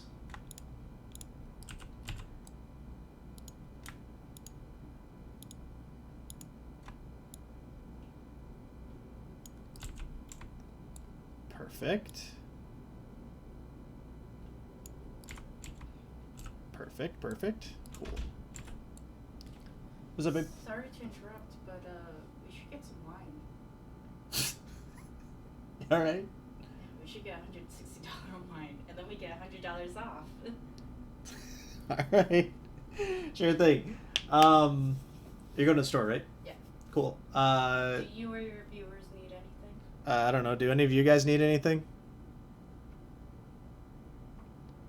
No, it doesn't look like they need anything. Okay, cool. Yeah. Okay. Cool. Bye. Yeah. Be safe. Alright, yeah, that's so helpful. It makes that ramp is so clean now. Well, except for this. But we're going to ignore that. We're going to ignore that. Because I definitely, what I should have done is taken the subtractive brush from up there and then extruded it outward and then pull it down. That would have been better, but it's good. I've learned a lot today. I've learned a lot of extremely useful things.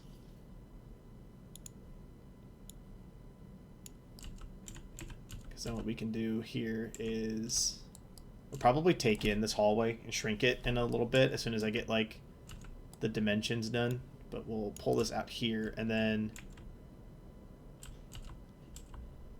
what we'll do is create the space for the student projects here. It'll be one big space, basically. And then we'll have that curve around to another one of these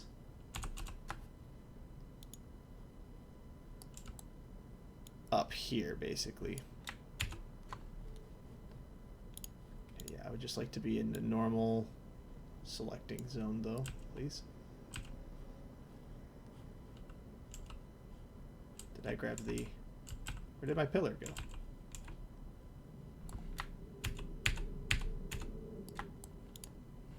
Accidentally grabbed my pillar. There it is. Okay. Because I know I want to have one of these spaces again. Maybe slightly smaller. And slightly displaced. So that way we can have a staircase. But we're going to displace it in this direction. So that way I can have the staircase go up. And then I want it to end up here-ish.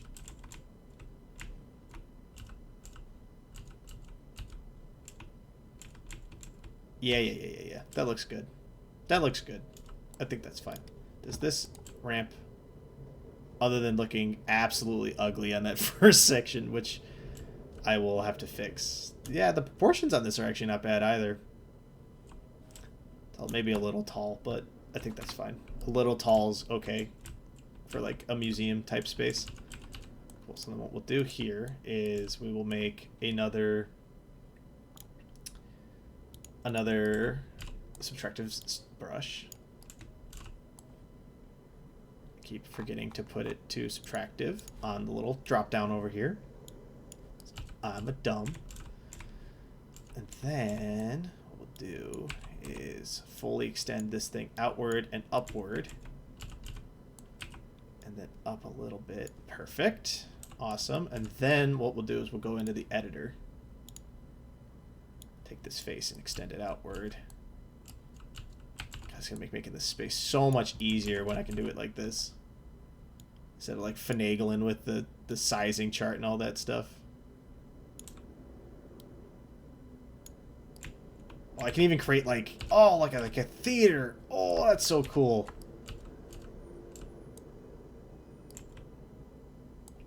Okay, let's actually bring this back. Bring that face back. And then what we'll do is we'll take that face and extrude it outward. Extend it. Oh, okay, that's fine. And then we'll go back to editing it, and then we'll extend it this way slightly. Drag it outward like that. It does create this like funhouse effect to it. Oh, it's because it took in the edit. It just can't edit it in the way that I asked it to. Got it. Got it, got it, got it. Take this wall. Extend it this way. Creating, again, like kind of like an ugly geometry thing going on here.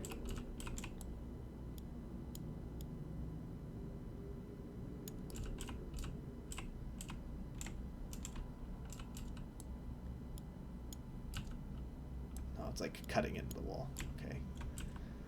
That's not going to work then. What we need to do is take that corner and extrude it outward like this. Cool. Take this side, extrude it outward like this.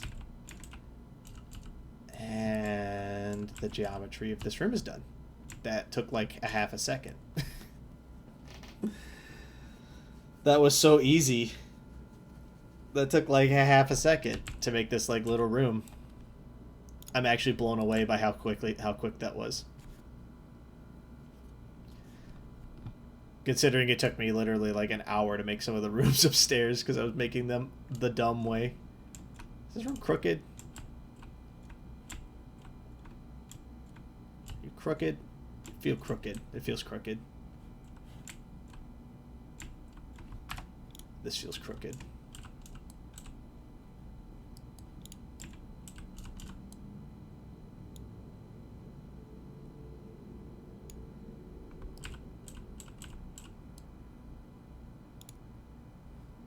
Feels crooked for some reason.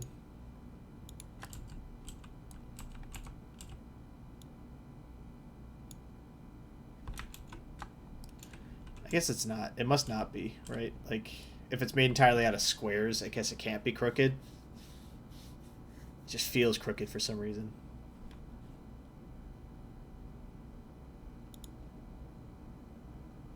Does it feel crooked to anyone else?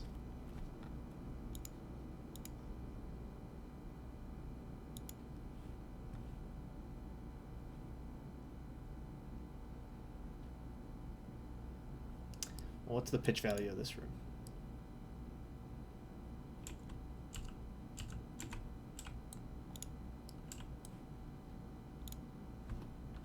Set that to 0, what happens? Okay. That's not going to work.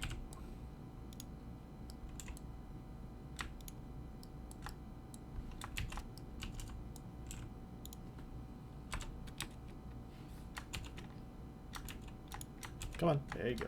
There you go. Perfect.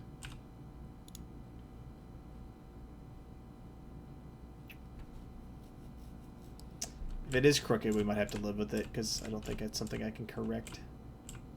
I think I'm just going insane because like I think it's because the geometry, like the texture on it's a little warped from being extruded the way that I did it. That's why it feels crooked. Let's easy way to fix that. Let's just cover these with cube material and then see if it gives me the same impression.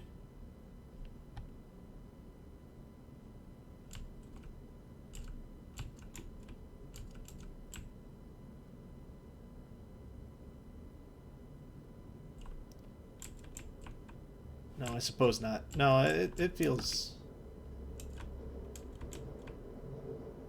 fine. It feels fine.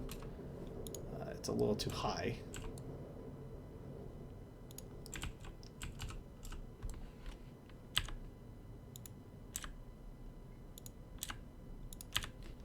Clean up some of these extrude marks that I've created. I deleted a wall, didn't I? Totally did.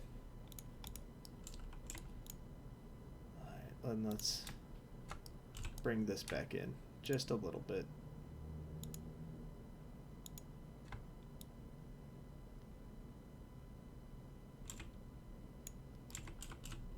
I overshot by a little bit here.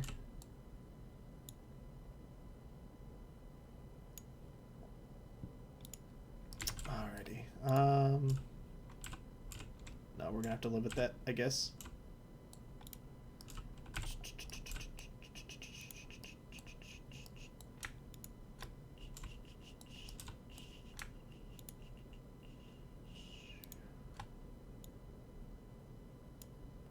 that over instead.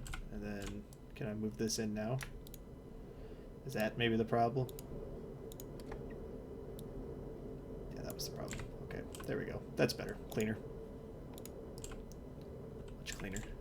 And then this room needs to go up slightly.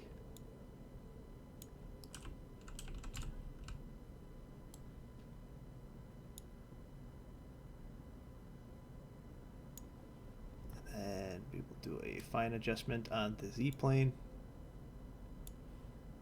Perfect. All right, good. All right, nice and clean. Much cleaner than before.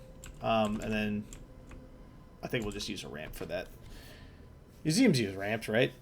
It's been a while since I've been to a museum, unfortunately.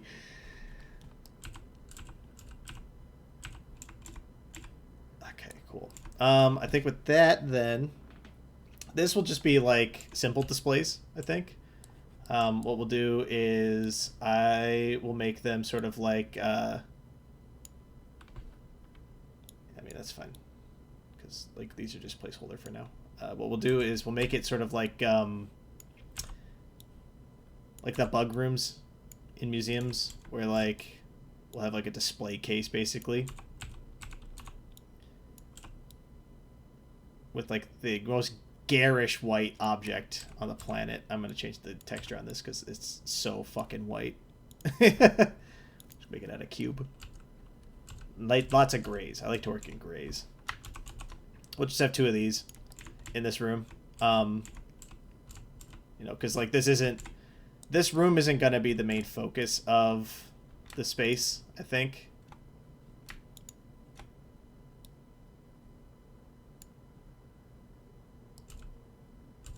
I want this to be centered more.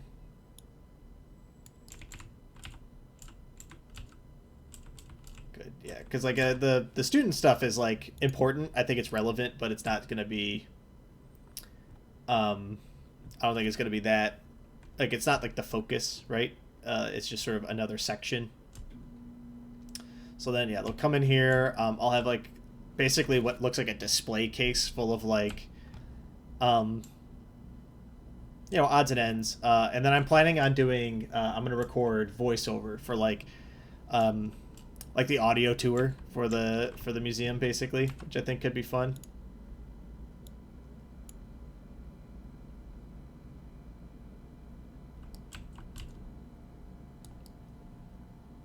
Yeah, I think that'll be fun. I don't know if any of this would actually work as part of like my portfolio. What'll really change the make or break it is if I can get it so that it webhooks from Unreal onto my portfolio website on Squarespace. If I can make that happen, I think this is Galaxy Brain. Like actually like beyond Omega level, sort of like I can't believe no one's thought of this kind of a thing going on. Okay, so let's take this wall, go into edit mode, extrude it, extrude this,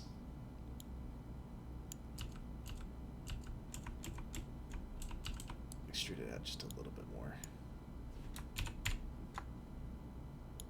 I'd like to do as few extrudes as possible, if possible. So do that, extrude out just a hair's breadth there, perfect. Click this, bring it over to here, bring it, can I not bring it down? Okay, we will then take these corners and bring them down, so it forms sort of like a ramp. Bring it back, and we're good. Yeah, nice clean exit into this room, which then we should, yeah, that's good. All right. It's a little basic comparatively speaking, but that's because like Funk Unplugged's really like my only real like big credit that I've got right now. It is a fully released game that was a 4-year project, so I feel like I deserve some frickin' credit for it, but you know, this will be full of like smaller work, things like you know, I'll probably put a link to the VOD for this stream in there, so that way, like, you know, if somebody wants to like see it, it'll link out to YouTube, things like that. I know that you can. There's a way to do that because we used to use it to do. We used to do it to do testing work when we wanted you to go to like a test survey with Funk Unplugged. I know there's a way to build it so that you can hit a button and it opens up the web browser, and then you can do it like that. So what I'll do is this room will have probably a link to this stream. Probably I have a project called Boss Rush that was really fun to work on in college. That is a little ugly, but I designed the boss behaviors for that and the weapons, so we'll include that because the boss does have very intricate and well designed behaviors. Several of which didn't make it into the thing because it was like we had like 2 weeks to build this thing. And then they can exit this way and then go down this way. This feels a little broad. I would prefer it if it felt more like a doorway. So I think what we'll do is we'll take in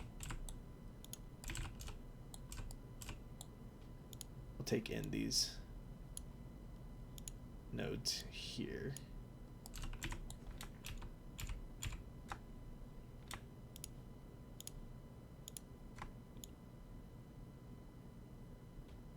No, we need to do it half at a time.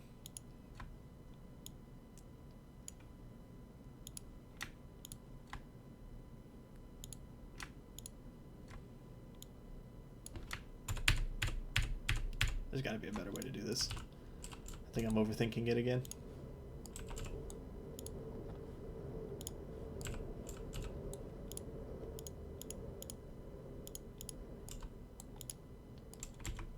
I don't want the full geometry. I kind of just want like this open space. You know what, that's fine. What we'll do instead is we will just... With the tunneling apparatus, what can we do to make a door? We could add BSP to make a door. Could add a physical wall in.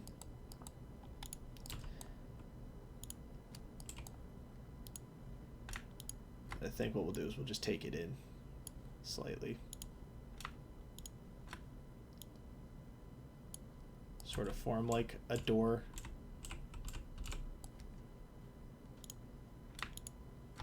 With the problem being now I have to like adjust all of these nodes basically to make.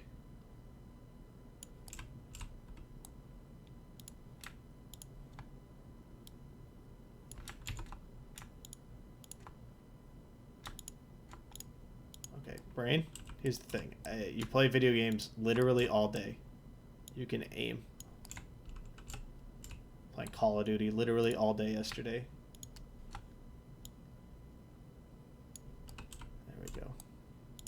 This in as well so that they are in line.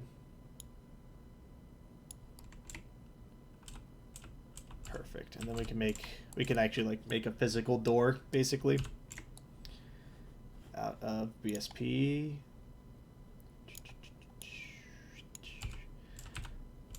I know this isn't the most thrilling thing I could be doing with my stream time, but I figure I'm going to be doing this anyway, I might as well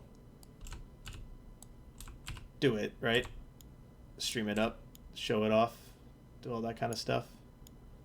That, and it's nice to have people to talk to, although nobody's really talking, which is fine. Some people like to just listen or watch,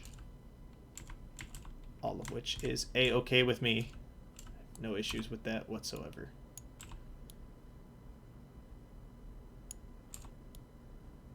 But if you guys do want to ask me any questions about me or about game design, I do teach the subject, so I am a wealth of information and knowledge. You can find me on Rate My Professor. I have a pretty decent score on there, which is pretty good. Let's bring this in just a hair.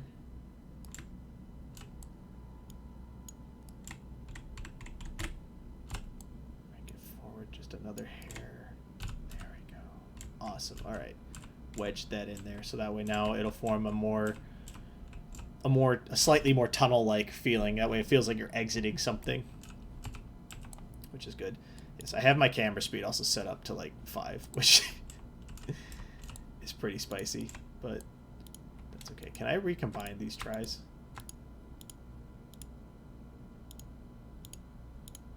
Oh, that's fine. When we turn it into static mesh, the tries should go away.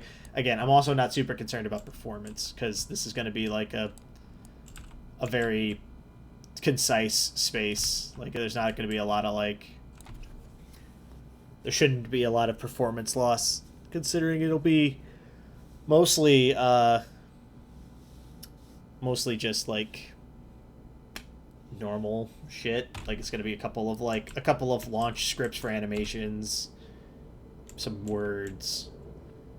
It's mostly going to be like, we're going to convert all of this into static mesh basically at some point once I'm done with once I'm done building everything. We'll convert all of it into static mesh. So I know there's like a button for it. I just can't remember where it is right now for some reason. It's in here somewhere. Yeah, there's like a way to convert to static mesh. Yeah, there we go. Create static mesh, and then you just delete the BSP object. And the static mesh objects are more efficient because they don't what's it called? They have to be built in order for light to reflect off of them. Like, the BSP objects don't generally work well when you have too many of them. They start to have pretty bad performance loss, which isn't the BSP's fault. It's just sort of the way it works. Hey, so here's the thing. Remember when I said we were going to come back for this at some point? I've decided that time is now. So we're going to move the staircase out of the way. And we're going to clean the shit out of this. So we're going to delete that. We're going to delete this. We're going to add a geometry brush. Now that I have learned new methods, we will do this in like likely no time at all.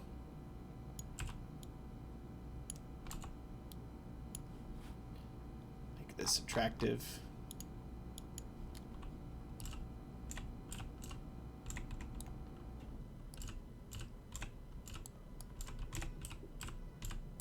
Cool. There we go. Move this. Actually, I kind of like having like a little corner over there. Could put like a potted plant or something in there when we're done. Okay, cool. And then we will take geometry mode. Take this. Extend it outward. Send it up. Connect it there. And then we will...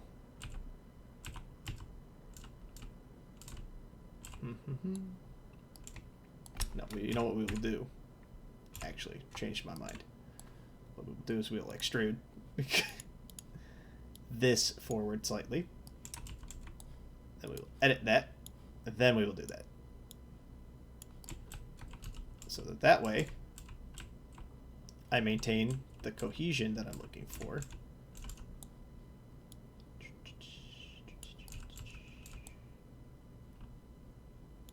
Perfect, perfect, perfect, perfect. Ironically, it does not need to be perfect.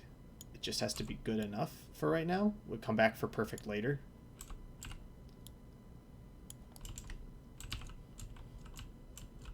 And I have lost my brush for the staircase, which we will find it in the inspector in a hot second.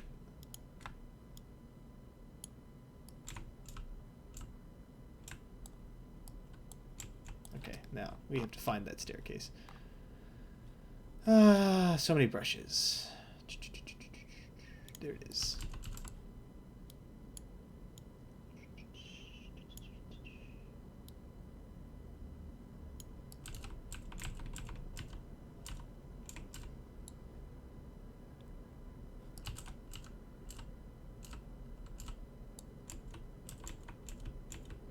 Why are you not working now?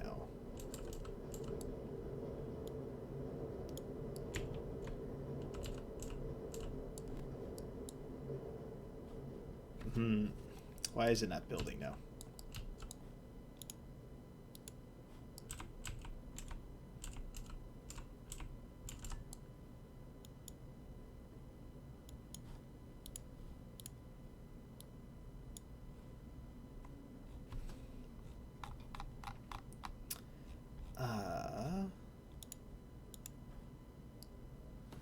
because the stairs are now being deleted. Because I think I need to rebuild them inside of the space, which is fine. We can do that as well.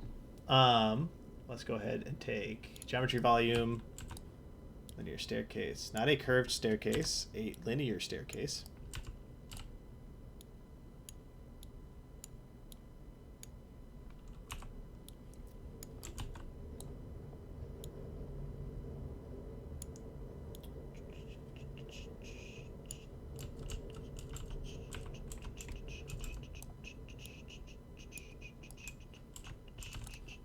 Alrighty.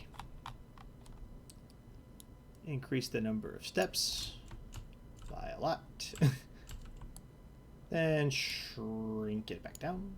Shrink it back over. Shrink it back down. Too short.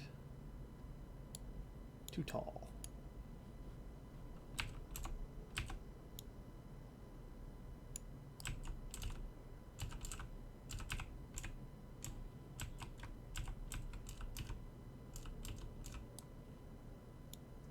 So I definitely want it to be here, which means this tunnel needs to come down slightly.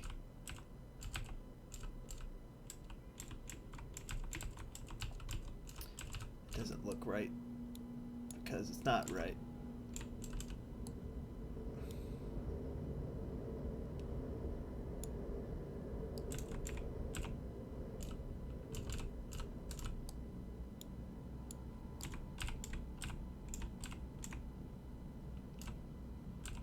That's the proper distance. Now I need to adjust this so that it actually encompasses the space that I needed to encompass.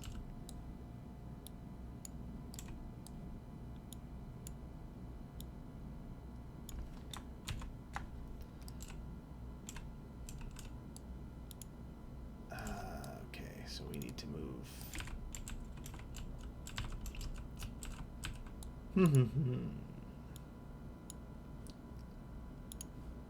This mode, bring it up. It needs to be in line like that, but without moving this top portion, basically, which I think I have just managed to do accidentally. And that looks clean. Now we just need to make the staircase wider.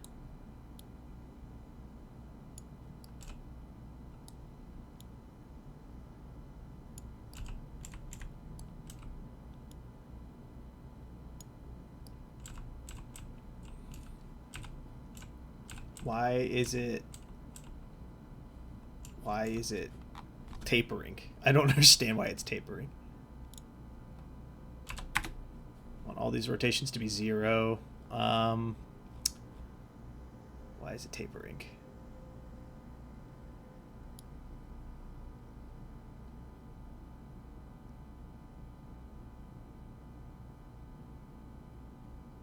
Like, you guys see that, right? Like, it's tapering off like that. Why is it doing that? Like, it's narrow. It like narrows as it goes up. What's up with that?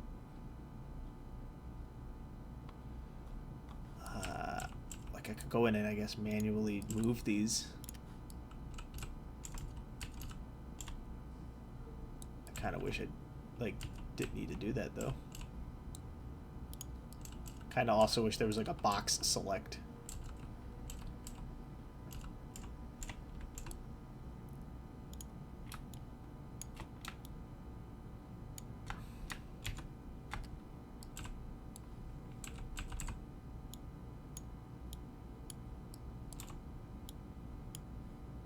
Interesting. Okay, so I can't even adjust it here. How strange. Maybe, oh, you know what it is? The staircase isn't tapering. The tunnel is.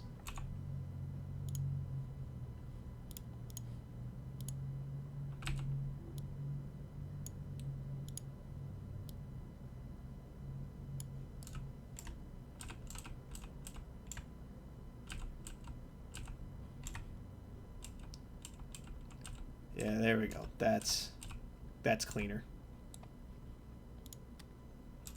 Much better.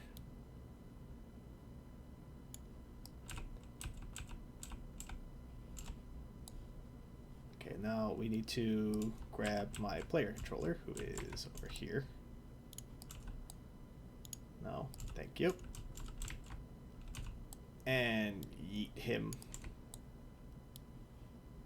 Oop, no, not that. I need the player controller, please. Thank you. Yeet him over here.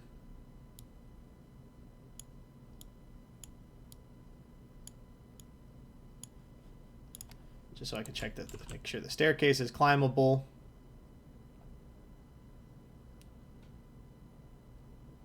Good. All right, and that is much, much, much cleaner now. It's still a little chunky up here, but that's okay. It's allowed to be a little chunky and funky.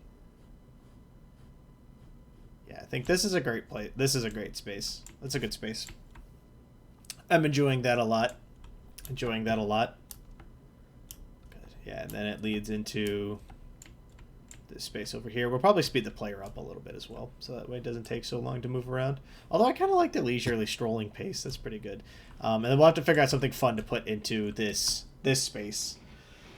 But we'll worry about that once the geometry's all finished. Once I understand how the space should look. We'll probably put something fun up here, like, I don't know, statue of Godzilla or something. I'm a big Godzilla fan. Really huge Godzilla fan. Love giant monsters. Love kaiju.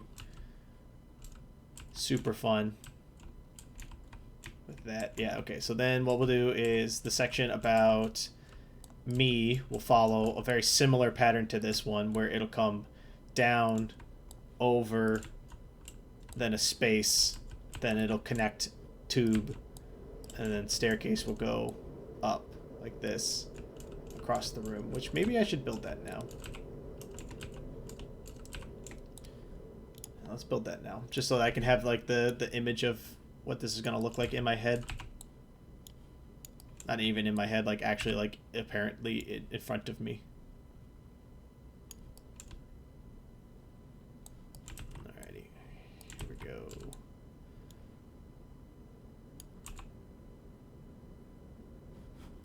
Let's increase the step count first before I do anything else.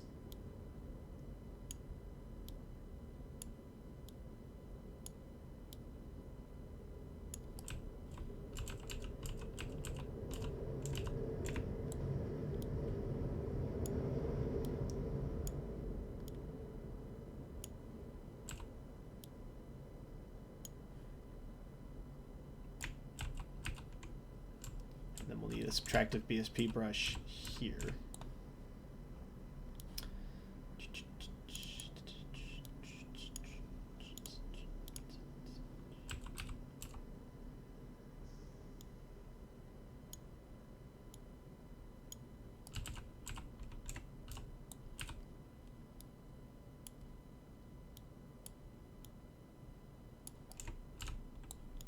First off, this is not centered.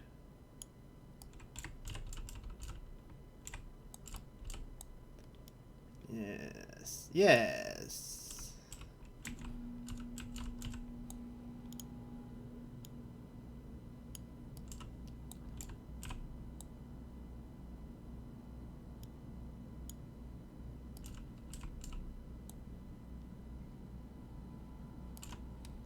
Okay, I think that this is not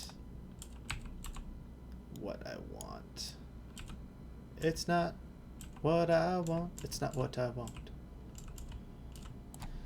Because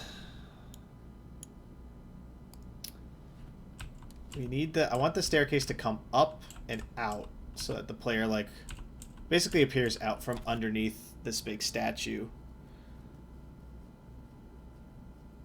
Which means I need to get the spacing correct for this. Which means I need to make the staircase. The staircase needs to come last. Need to open basically a hole in the floor big enough for the staircase to come through. But obviously without cutting into my statue. I need that. Connecting to two spaces together basically.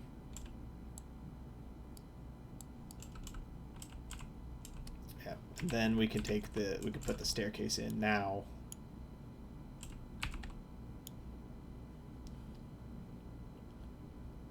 Perfect. All right, there we go.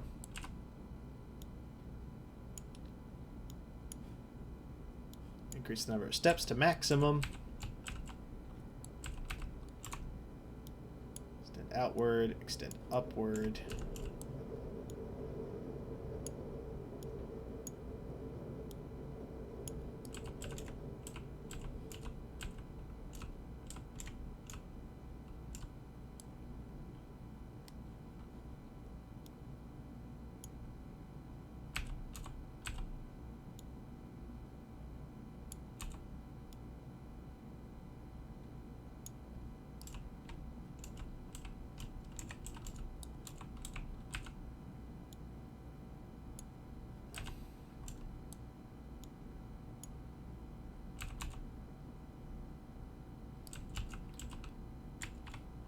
Floating, is it? Ever so slightly.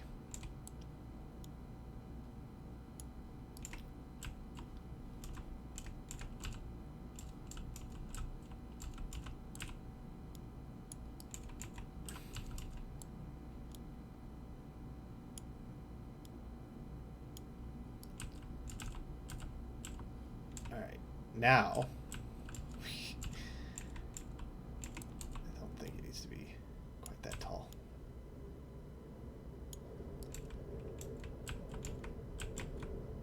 Staircase has been added. There is kind of just this like huge pit in the floor, so what we'll probably do is we'll add railings to it, little railings. Nothing major, just like something or like not super ornate, but also not like terribly unornate. Let's grab player controller. Drag it over there. Just make sure that the staircase functions. It does. Gorgeous. Nice, actually. That's perfect. I don't like how big of an opening this is, though. It's also off-center.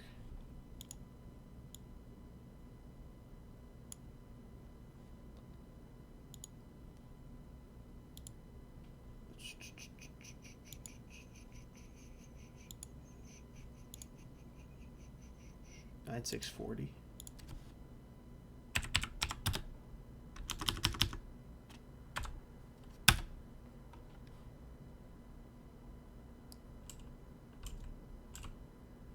There we go. Perfectly dead center.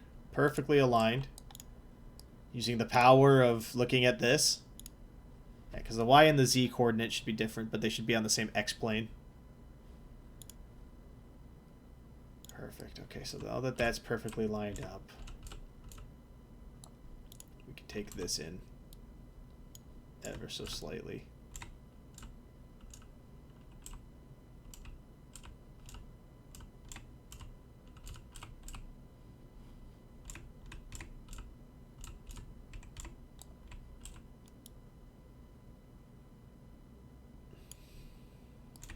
Alrighty, there we go. And then it even tapers off the staircase a little bit at the top, which I think is fine. Yeah. It looks good. It looks good. I think we can live with that. Would I have a preference for something maybe a little bit more ornate? Yes. I think we'll do that using some static meshes, though. And then we'll probably put something here so that the player doesn't fall to their inevitable demise. Put like a little like you know, something like something like this, you know, little retention wall here. Shrink that down a little bit, put it like there, and then, you know, extend it outward.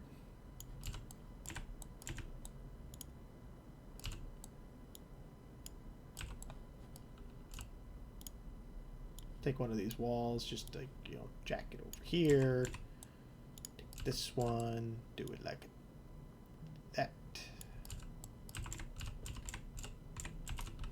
this back a little bit, I think.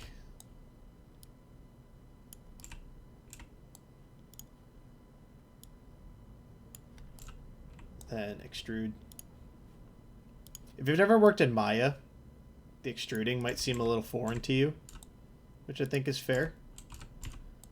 But basically what I'm doing is I'm grabbing sections of the object, right? So like I want to grab specifically this wall, right? Which I appear to have grabbed an angle. There we go. I want to grab this face, right?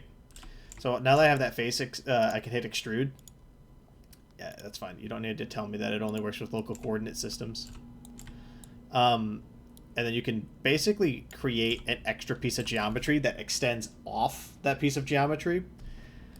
In Maya, that is how I was taught to always do basically everything.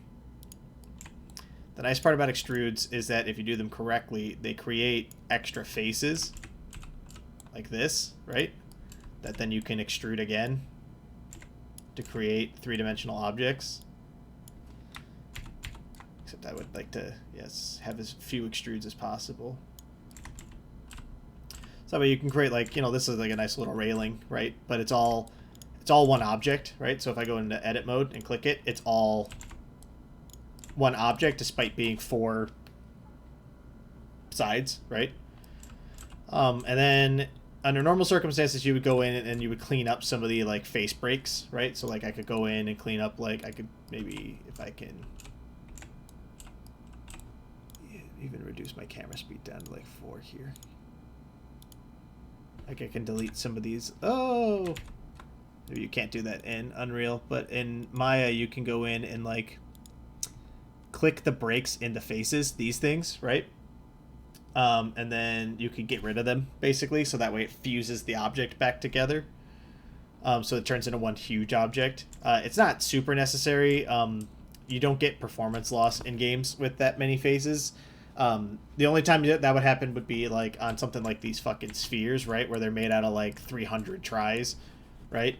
As you get into detailed objects in game design, you start to end up with issues of performance loss when you have too many faces on an object. On modern machinery, it's only really an issue when you get into thousands of tries or thousands and thousands of faces. Like, you know, normally you would want to go in and maybe clean up some of these extraneous faces, right? Like, there are internal faces that don't need to be here, that, like, are worthless, that don't do anything, right? For instance, I don't know if I can even, I don't even know if it'll let me select it, but basically, like, the inside face of this arm, right? You can't see it, so you would delete it normally. Same thing, like, in this inside face of this arm, you would delete this face that's, like, inside of the object, because you can't see it, and there's no reason to have it if you can't see it. But with BSP like this is going to be a nothing. Like, the performance hit on this is going to be so minuscule, it's going to be nothing. Some of the programs I'm going to make with Blueprint, probably in the next couple streams, those are going to hit the performance harder than just, like, a couple extraneous square BSP faces. It's nothing. Let's go ahead and save. Yes, save. Always save. Save early, save often, save all the time. I want to save all levels. And then I'm going to save current as, just to make sure that it's there. Save it as portfolio museum. Save. Yes, I would like to replace it. And then save all one more time.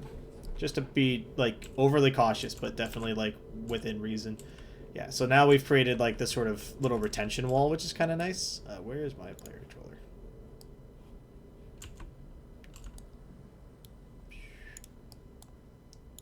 Go ahead and just hit play here. Yeah, all of this is now too dark because of the thing. But you can kind of see, like, now when you enter, you're sort of faced with, like, this big statue. It kind of ruins the vista to have this staircase here. So maybe we'll flip it around, make it come out behind the statue instead of in front of the statue. Yeah, that's a better idea. I like that idea more. can I simply... Can we do this the easy way? Pull a 180 here.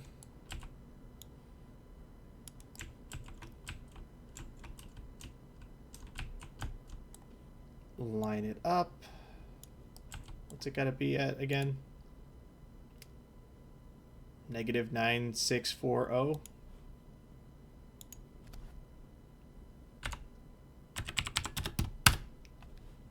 Perfect. And then we need to make sure that it lines up on the top properly with where we want it to end up.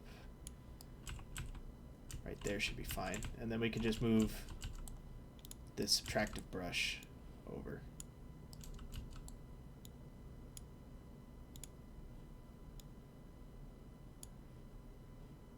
Take this wall, bring it over here, and then give it the old flipperino. Yeah. So much easier than working with Unity's frickin' level editor. Unity has a lot of the same tools, mind you, right? God, yeah, look how clean that is. Excuse.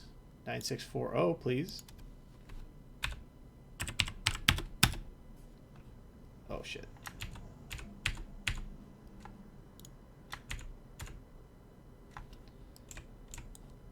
What? Is it the Z coordinate that I need?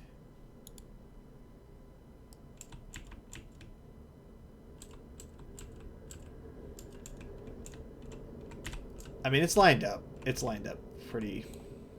Here, we'll even bring the camera speed down so I can show you. Yeah, that's pretty lined up. That's pretty close to perfect. Back to Ford here. Perfect. All right, cool. So I feel pretty good about that.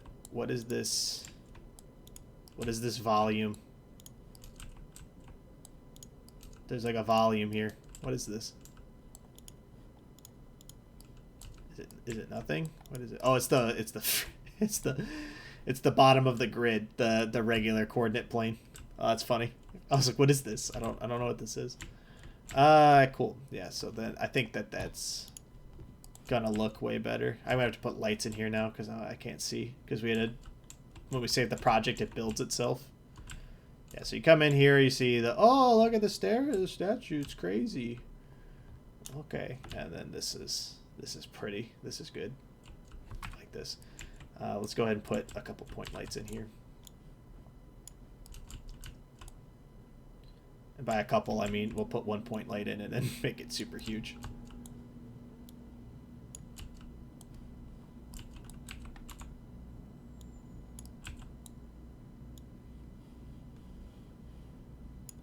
And we'll make it give off a nice, soft, orangey glow. Then we'll build it. Give it a hot second to build. Grab yourself a cup of coffee while it does it. Luckily, I have a pretty beefy machine, so it shouldn't take too long. Yeah, I know the lighting needs to be rebuilt. That's why we're rebuilding it. I literally click the button. Yeah, it's building the lighting right now. It's totally fine. I could probably do stuff while it's doing this, but I've always been in the habit of not doing stuff.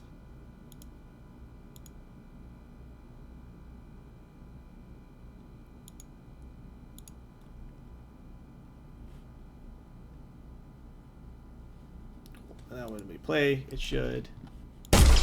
Oh. Cannot see it all now. Cool. Love it. Yeah, unfortunately, this point light appears to not be doing its job.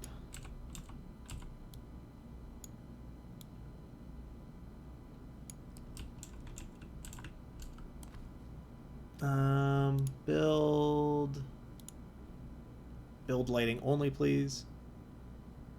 I've always had problems with lighting. Always.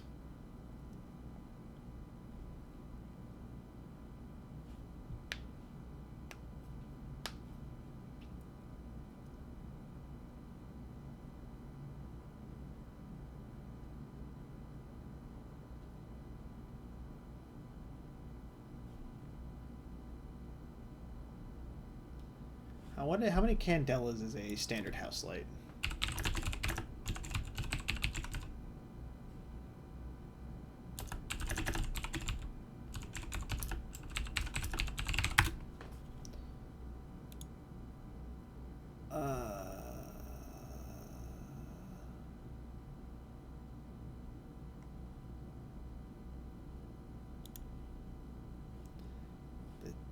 Measure this thing in candelas.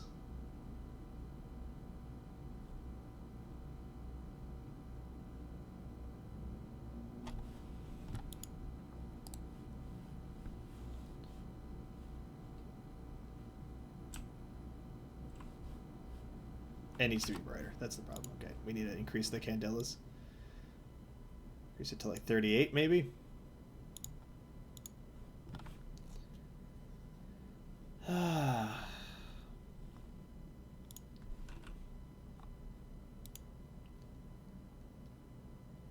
It's 840 lumens. How do I convert candles to lumens though?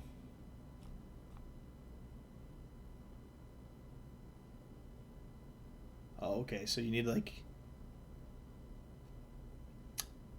It's 1,000 lumens per 10 candela. Okay.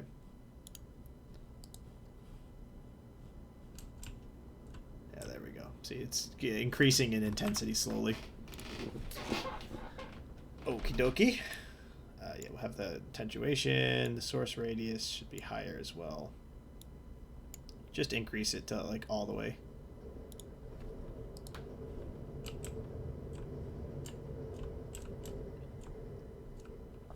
Yeah, it is gonna be very dark in here. We're gonna have to do a lot of these point lights, I think, is gonna be the problem. What we can do is do this the more natural way, which is maximum intensity, maximum attenuation range, and then we'll make it like an actual museum. We'll use lights from the ceiling to basically bathe the ground in light. I think it's probably the only problem with Unreal Engine is that the lighting engine in this is a little finicky. It's a little bit too realistic sometimes.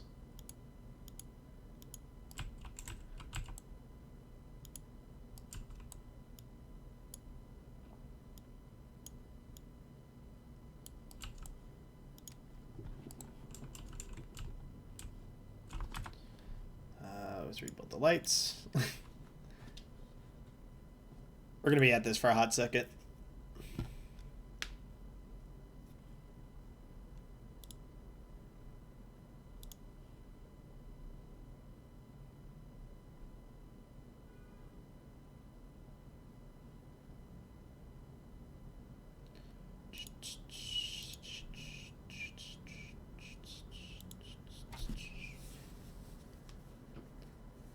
Lighting build complete. Good. Server performance loss failed to allocate shadow map channel due to overlap. Yeah, it's fine.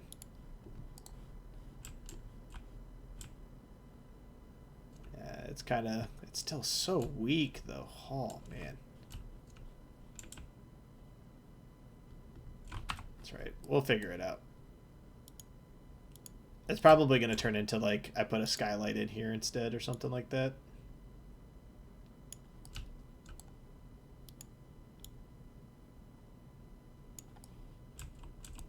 Which is, like, also fine, but...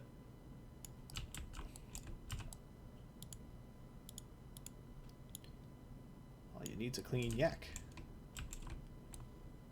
And good fortune unto you. Yep.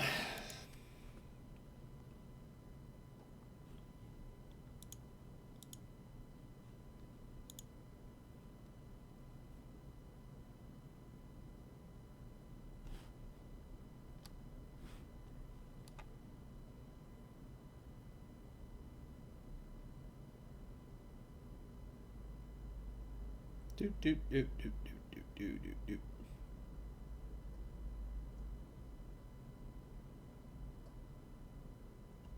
There it goes. All right.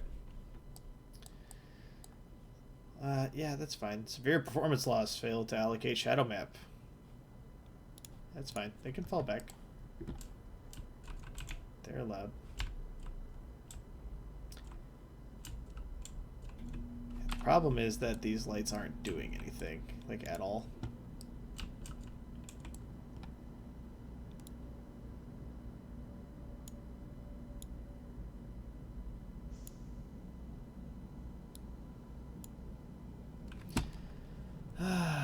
I've always had so much trouble with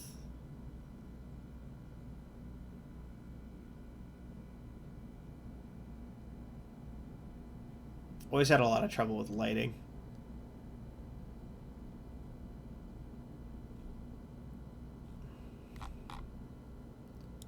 Because every time I do it, it always, like, just doesn't work.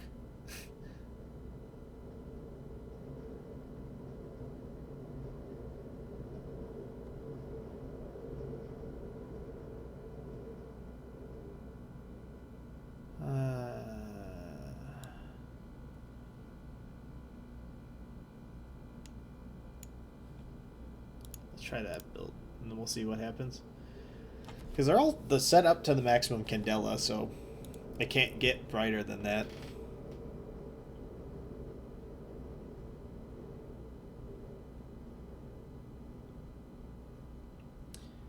Yeah, worst case scenario, we'll just spread point lights everywhere, or we could put in a directional light. We can use spotlights for, like, particular objects.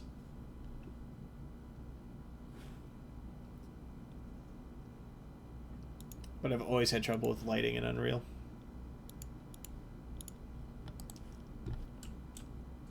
We should also get rid of this point light for now.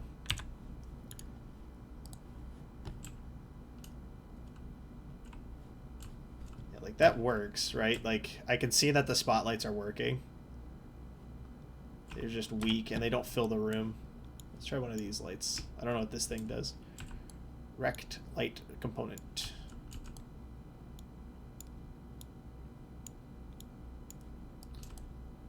Can I put it inside of this? Have the light illuminate from me? That'd be funny. Do that. Whether the light affects the world, whether it is disabled light will not contribute to the scene in any way. Okay. No, they should not cast shadows. It should just... I just want it to be a light for right now. Like a work light, basically. Is this going to be a stupid idea? Maybe, but...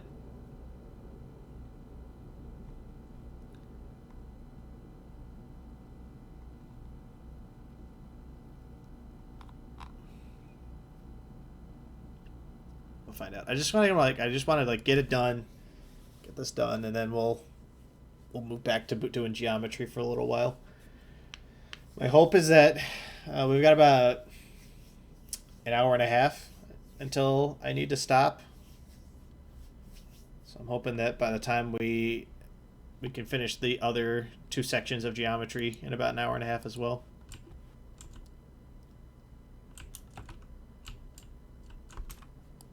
I think it's because I put it inside of this pillar.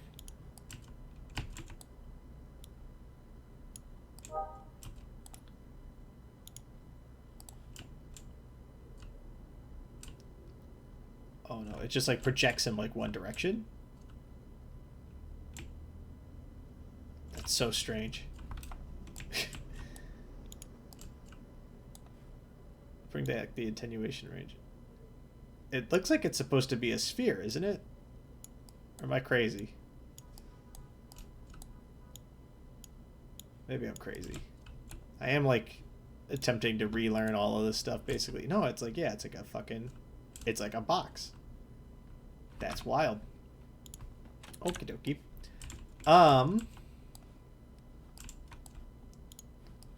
This scene has a skylight, right? That's a directional light. Maybe we should use directional lights instead of spotlights. Maybe that'll give me the light bulb type effect that I'm looking for here. Just delete these real quick. Already got rid of the rectangular light. I think that's good. We'll just do A directional light. This one's measured in lux.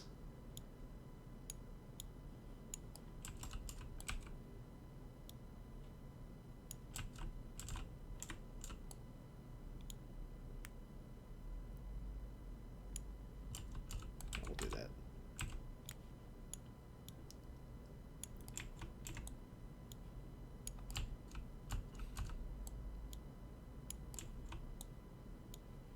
So I know I know how to do.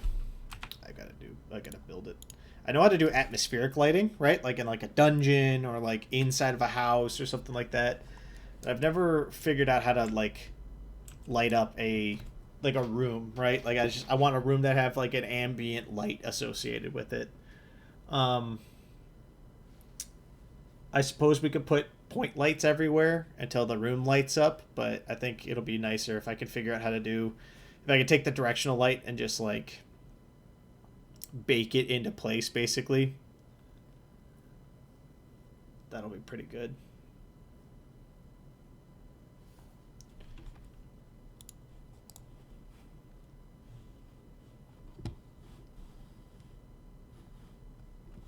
Now there's no lights at all.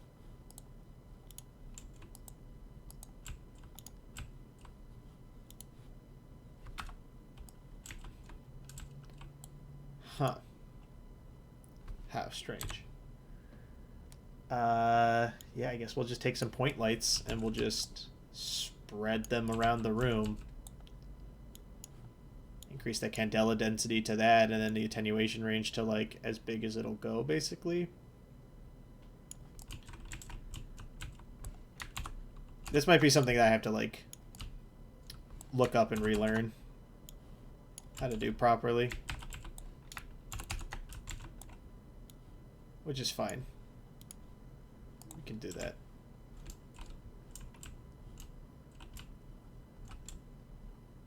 Yeah, like, okay, so now that I've got that, like, if I increase the attenuation range to, like, maximum, what did that do?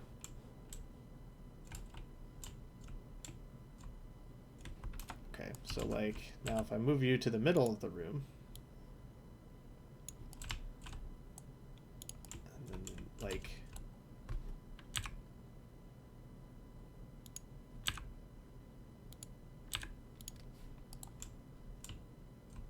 Yeah, it's not bad, but it's like still really dark in here for some reason.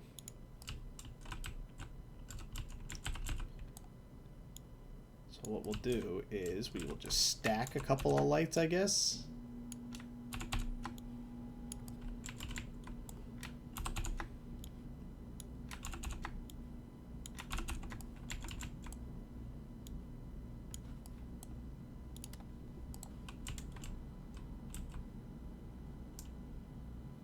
That's better, but it's still bad. It's still bad. Like, I don't know. Don't know. Maybe I can set them all to just not cast shadows.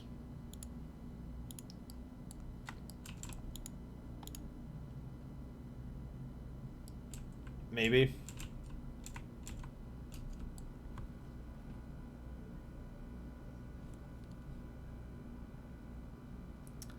I don't know. I don't know.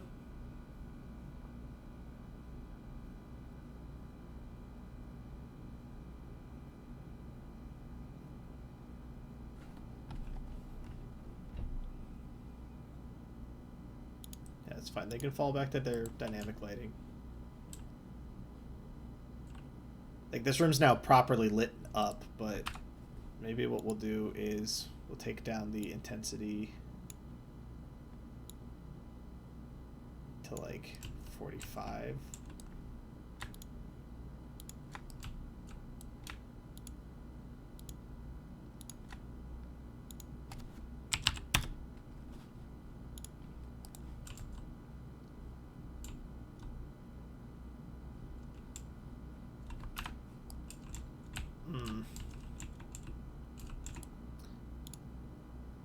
Like, now I feel like the room is properly lit up is the thing.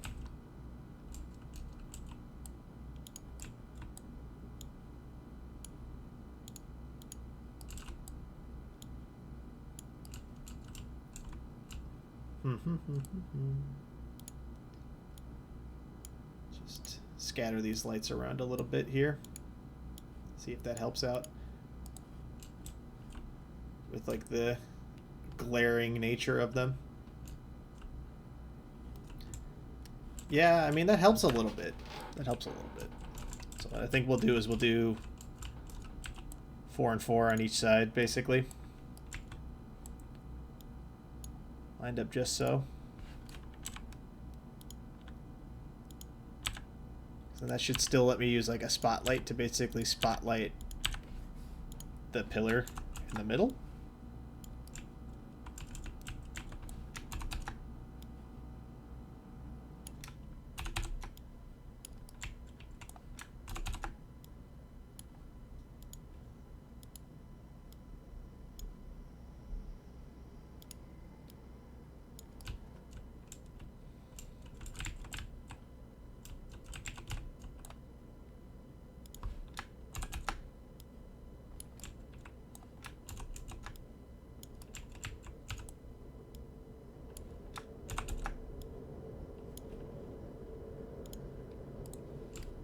There we go. That's not bad. At least it's lit up now. And then we can use it. We can still use a spotlight to do like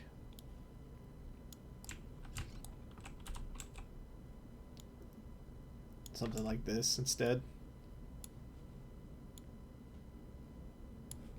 And then if I want to take the cone angle in, do one of them, make it like a nice, like a soft blue. Definitely want it to be blue.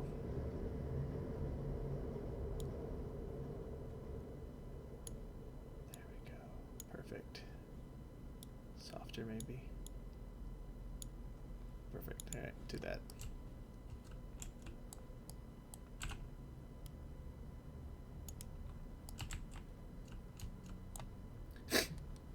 This is gonna look silly.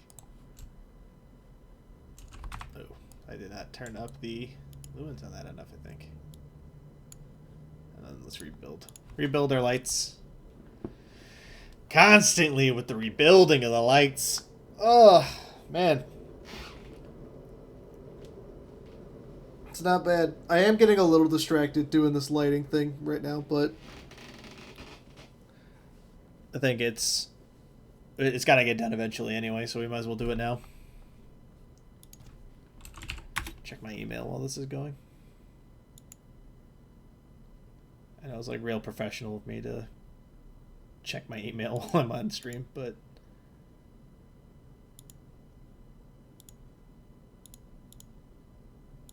go ahead and click all of those, delete them. Good. Okay, lighting's done. There we go. I think if I put it even closer.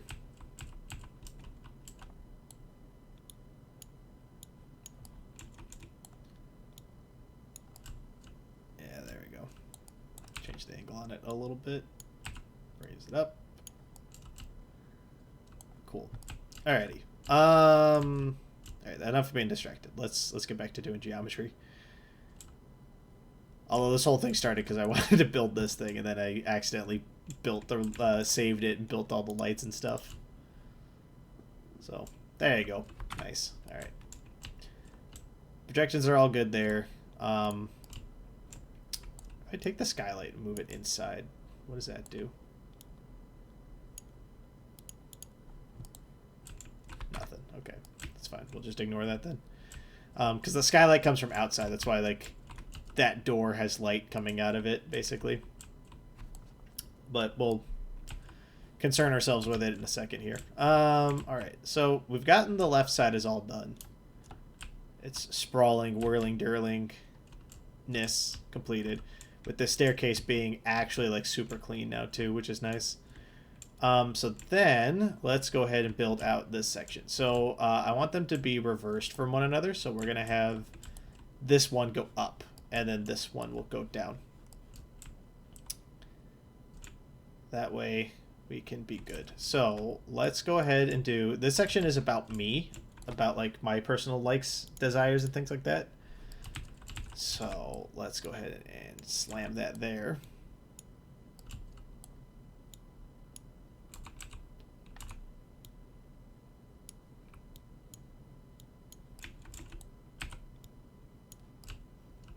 Okay, and then we make this subtractive.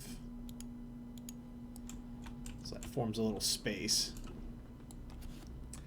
And then I will refresh my stream here so that we can just make sure that I can still see everything. How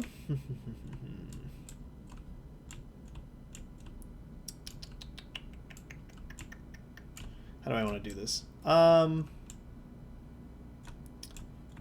trying to think like what's like the best way for me to show off things that I like in like a museum style.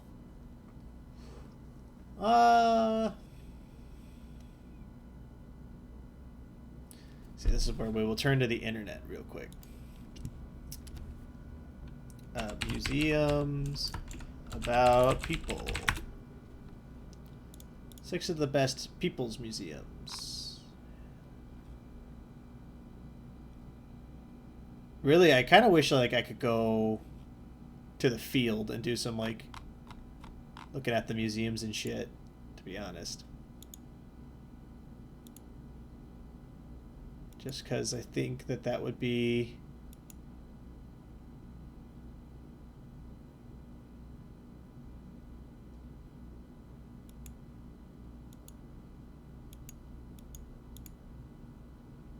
Wait, like I wish I could go look at a museum right now.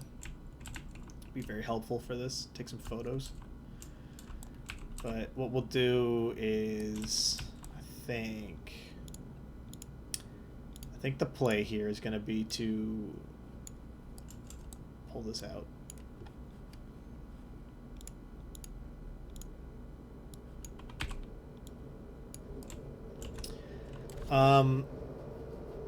What we can do is create a space that sort of looks like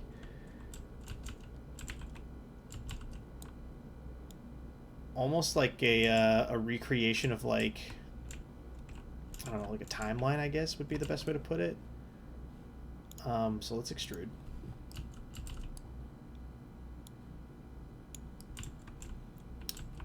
And then let's extrude.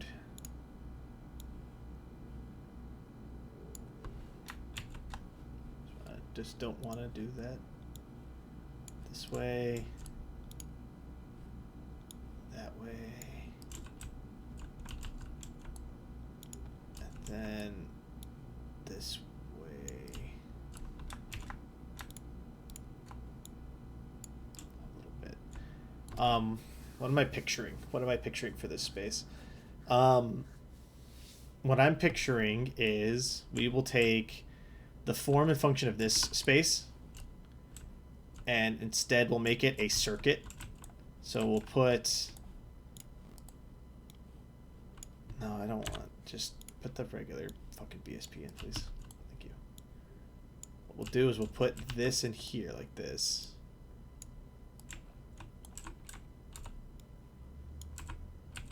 And then we will create like a little raised area in the middle that you can make like a walk around. Okay.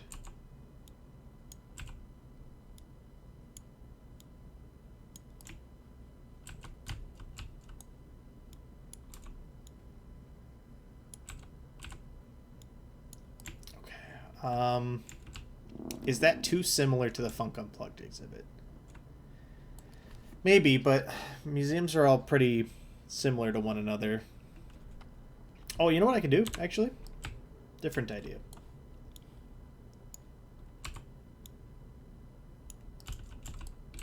We'll make like little cubicles. And each cubicle will be about something. Yeah, I think that that's pretty good.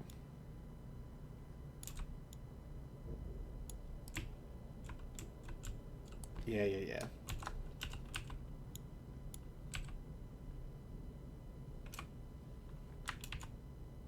do not want to enter console commands.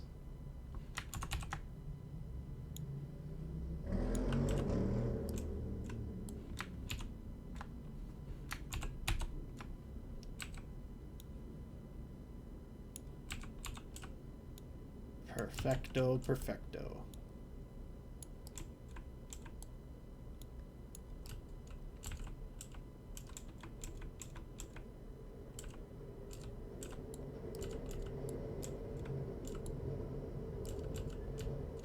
Kind of make like a little bit more exploratory out of it, basically. Could be fun.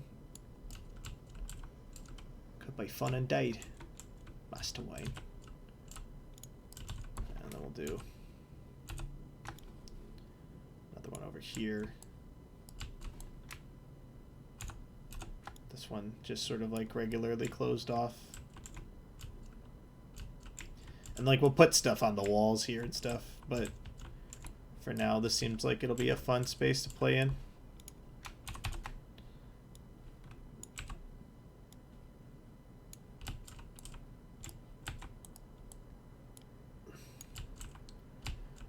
I really wish I could go to a museum right now. Go do like a case study. And you know, I never considered doing that before, but I think that spaces like this exist in museums, so we're gonna roll with it.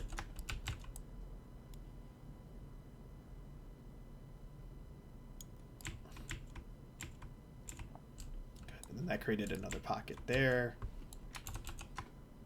Cut across this way. You know what? You know what we'll do?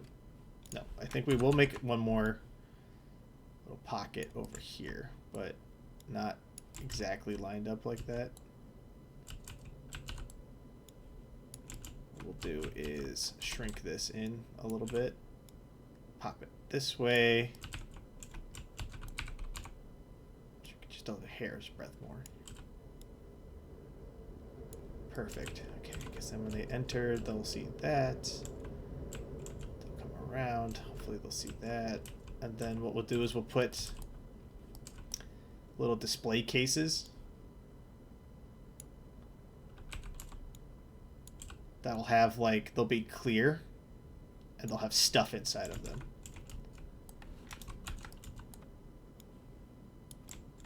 Stuff that I like and things like that.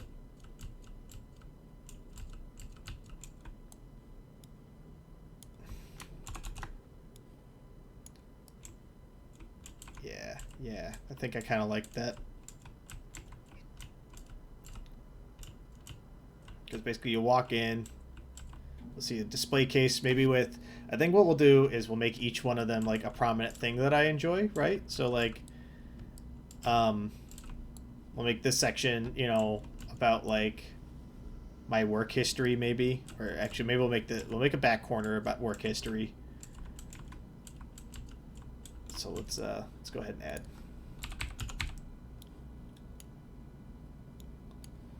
This will be work.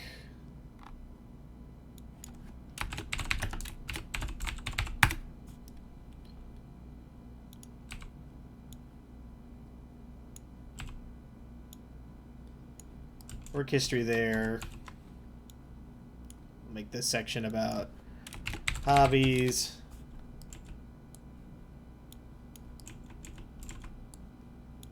We'll make this section about like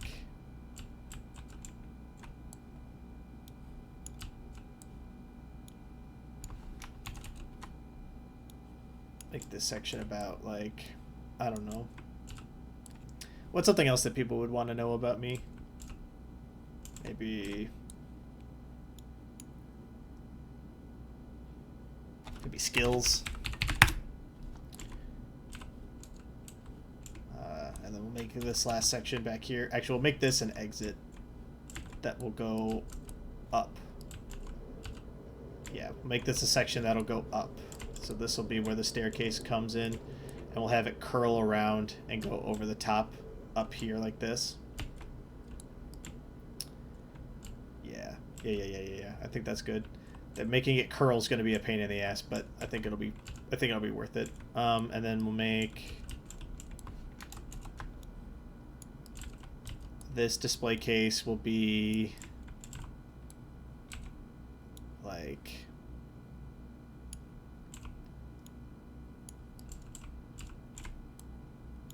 let's make this one, I don't know, because this is a section about like my interests and who I am as a worker and things like that. So maybe we'll do a section on like influences. Yeah, that seems like maybe a good thing to put in here. We don't need this wall. That wall is extraneous. And this one, let's put like, I don't know. So I don't want to put any favorite stuff because I want that to be in a section about myself, like the section that's just about me. So maybe this section we'll put, I don't know, college.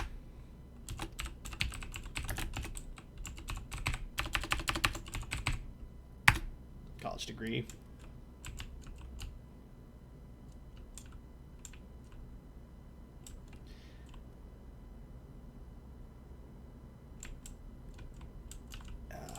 Okay. And then we'll do one more section about like, one more display case that's more about like, I don't know, something fun. Let's do like,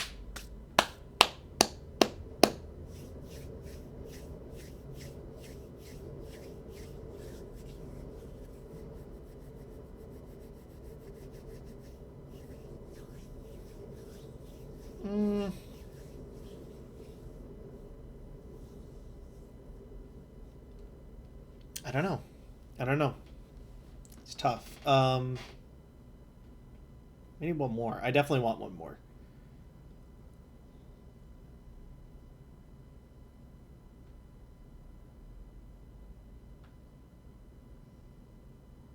No, you know what we'll do instead? This will be a display for, we'll make it like a model of, like a little, like if we can get like a little model of downtown Chicago. No, but that should go in the section that's about me. This is about work. What can we do that will be about work? Maybe testimonials.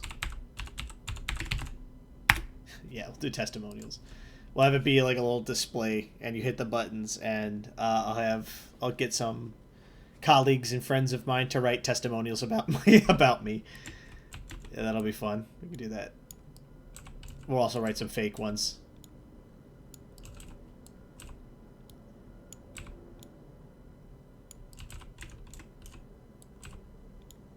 Yeah, that'll be funny. I think that's a good idea. Pat myself on the back for that one. Good. Yeah, so that's my work histories there. Hobbies, skills, influences, college degree. Good. And then you know what? Instead of it being 4 sections, we're just going to delete that last section. And then we're going to have... this will spiral up into the section that's just about me as a person.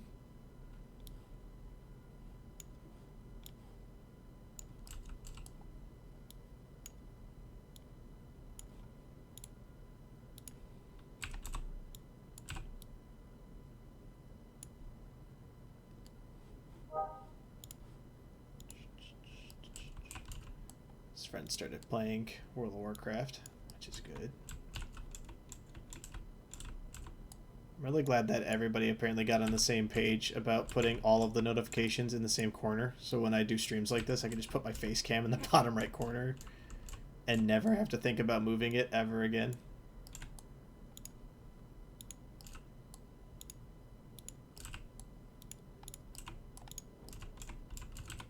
Oh, please, I would like to select that face. No, not an outside face. This face.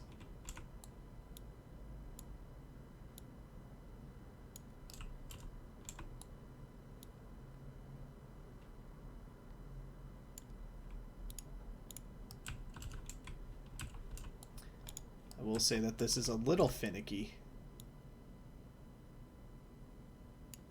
Not by a lot, but by a little bit. Okay, now I need to somehow manage to get this to extrude. Created a phone booth. Okay, good. And then we'll get it to extrude outward. And then outward and upward, basically. Back to edit mode, basically, and then up.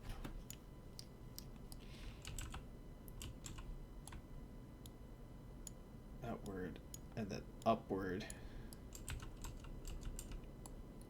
And then I want it to extrude. And then extrude. And then extrude.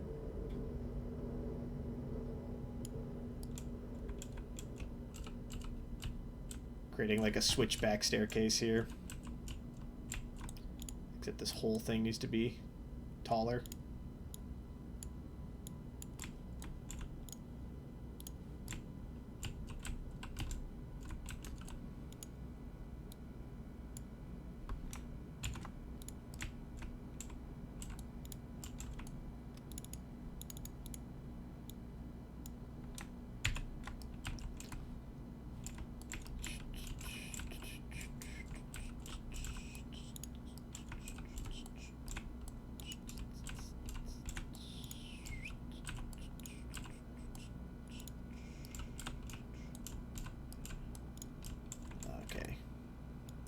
Pull this way.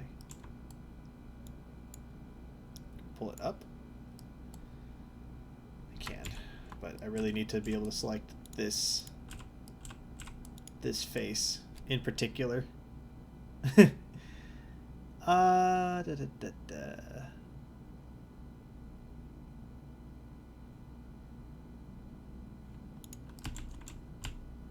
Because this is unfortunately not tall enough.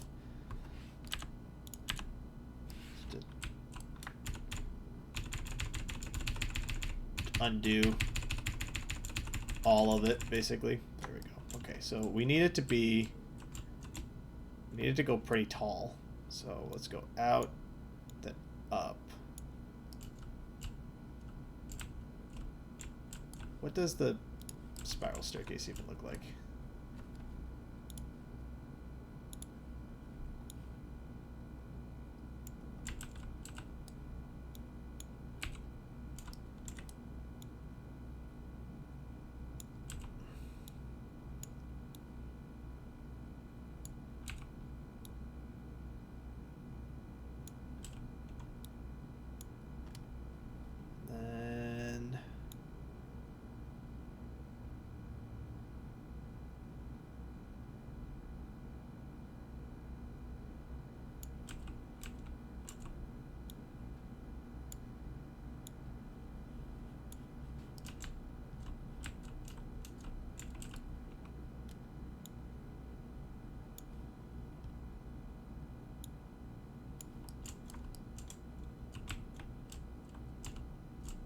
I see. Okay. All right. Let's shrink that back down.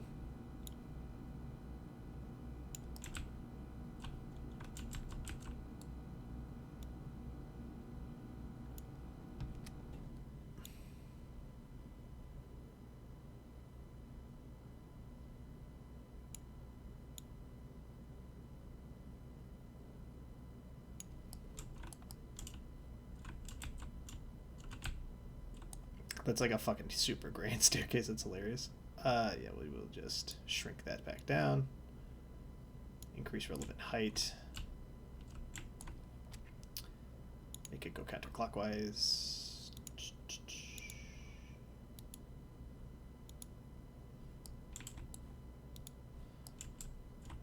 There we go. Okay, so with that in mind, there.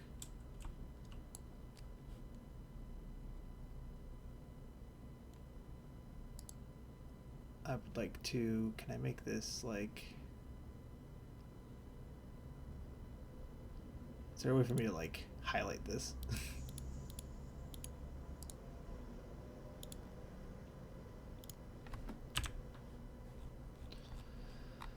Okay, because then what we'll do is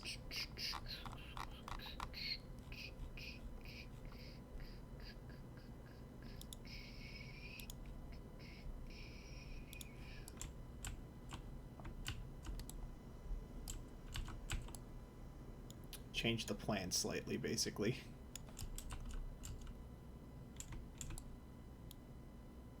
Yeah, and then we'll put, it's got to be like a cylinder, basically.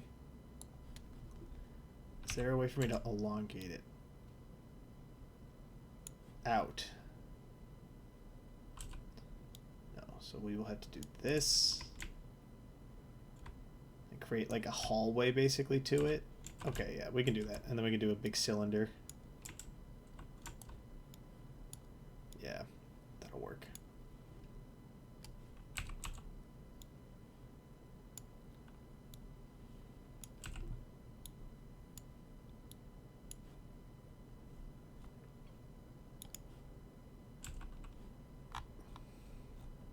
I want there, I wish there was a way for me to like just lock this at all times, basically. Like I want to be able to just like have it be selected at all times so I can see it.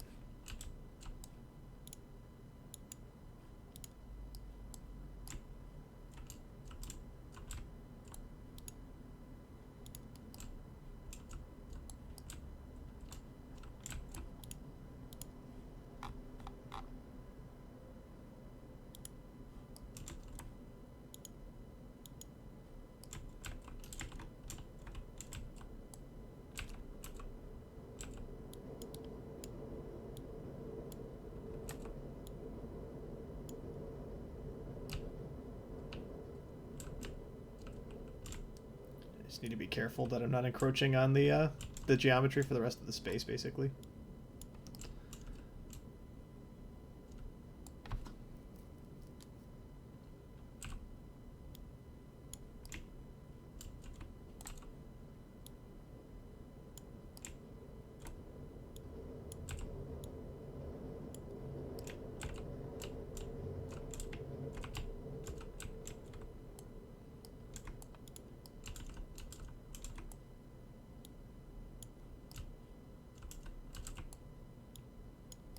Contained entirely in this spiral staircase there. Perfect. Okay, so we will copy, paste it again. And that should... It did not.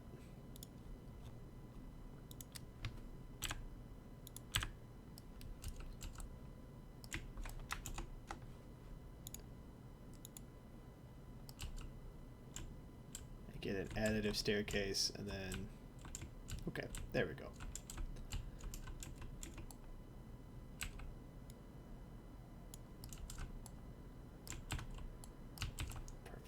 Box.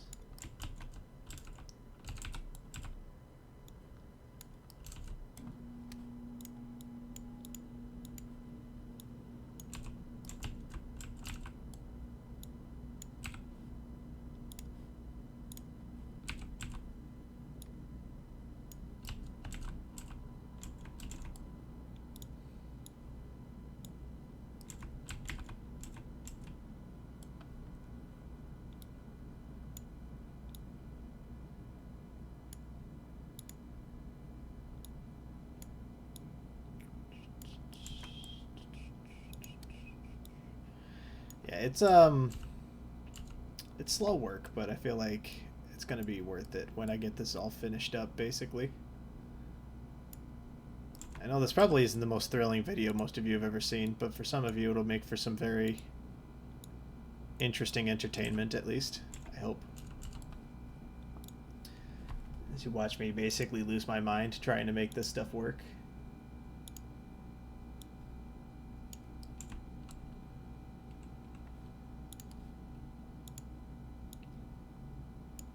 I think it'll also prove as a very useful teaching tool at some point, because you can watch me literally struggle through this, learn from my mistakes.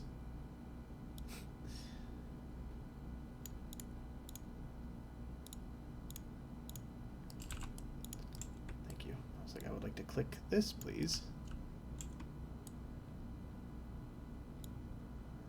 And then I would like to extrude this bit on the side here.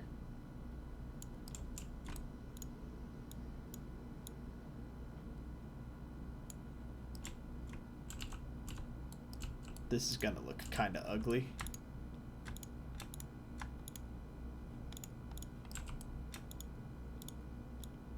No, please stop. I need to, there you go. Thank you. Okay, there we go.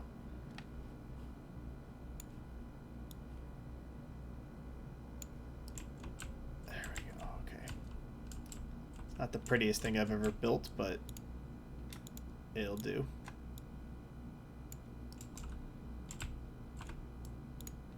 Freaking old ass Wolfenstein level, like 30 extrudes. I'm gonna actually scream.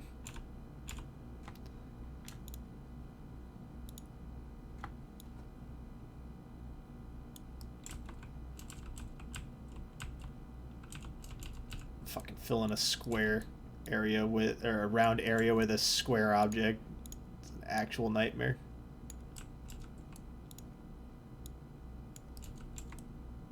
Now I have all these extraneous extrudes from accidentally clicking on shit and moving it around. Oh god, it's so ugly.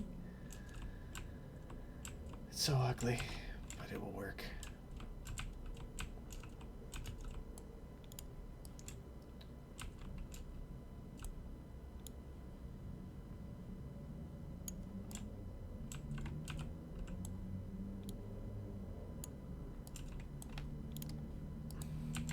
Luckily, I haven't rebuilt this area yet, so... Oh god, yeah, that's ugly as fuck. Okay, we will have to fix this. And by fix this, I mean we're gonna get rid of this object and just fill this with an additive cylinder, because that's the smarter thing to do. And I am a fool for having ignored my inner instincts for this long.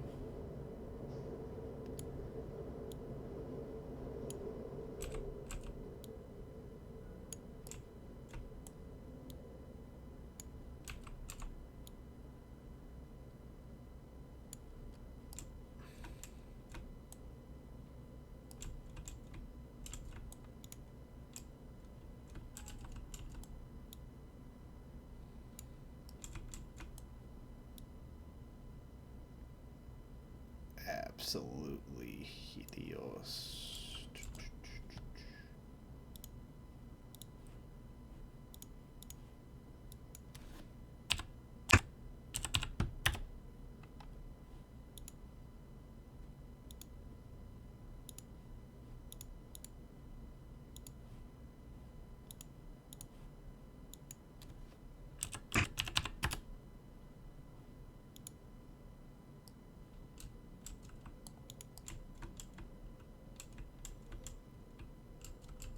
And then we just need to match the position, I think. And then it should be good. It should fit snugly.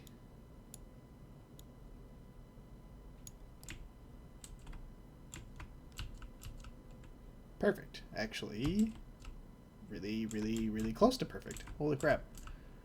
I'm shocked that that worked.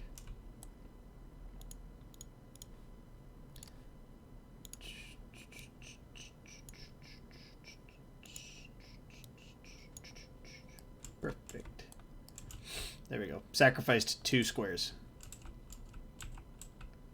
2 tries to the tri-god, basically. Perfect. Alright, now let's take a look-see.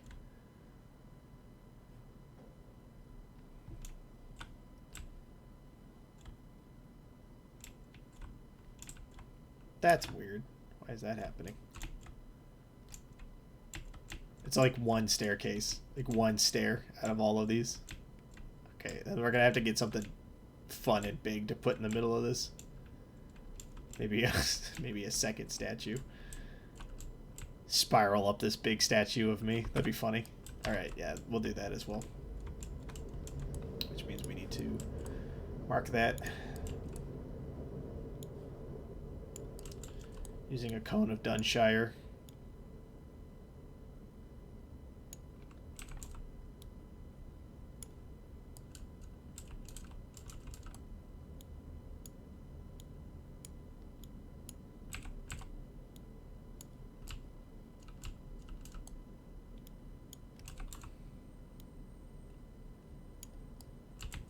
Perfect. Kind of. It can be a little shorter.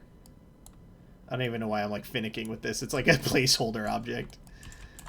But I think it's relevant. There we go. I gotta be honest, the spiral staircase might be the ugliest object I've ever put into a thing, but I think it's kind of cool looking, so like...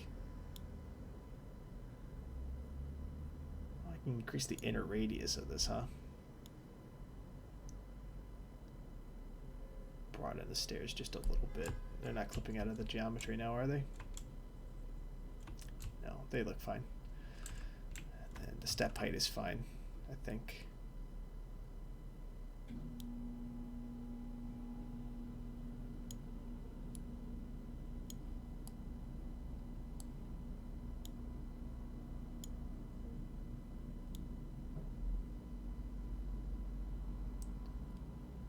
Increase the coil on this a little bit. Ah, no. I can't do that. Can't do that at all. It has to be broad enough where I don't have to cut too much into the ceiling.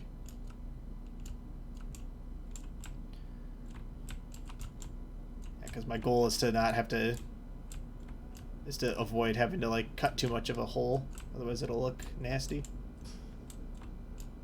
It's also slightly too tall now.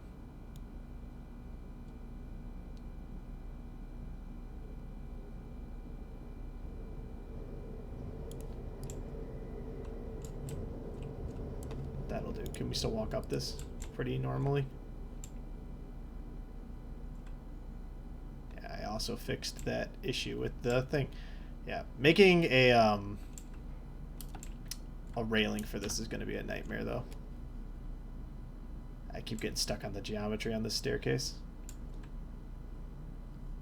I'm wondering if there's a way for me to fix that, or if that's just an issue with using the spiral staircase geometry. It's like every now and then there's a staircase that's just like a hair's breadth too tall or something like that. I don't even know why I'm adjusting this. Like, it's not relevant. It's fine. Okay, cool. Alright, we've got about an hour left to go before I have to go. I stretch my back a little bit here. Oh, man. Woo! Alright. Just stretching out a little bit. Oh, man. Feels really good. Been sitting here working for like 3 hours solid now, which is not, you know, it's not a lot of time, but it's a lot to be sitting somewhere and sort of just like clunking away at a computer.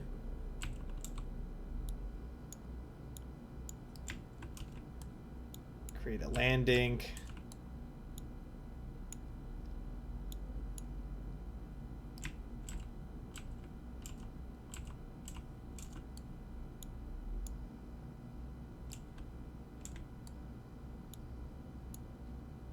Oh, it needs to be slightly higher. There we go. Okay.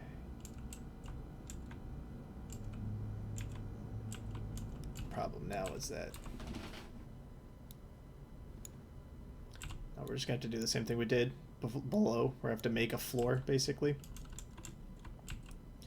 Because right now there's not enough headspace for somebody to walk out.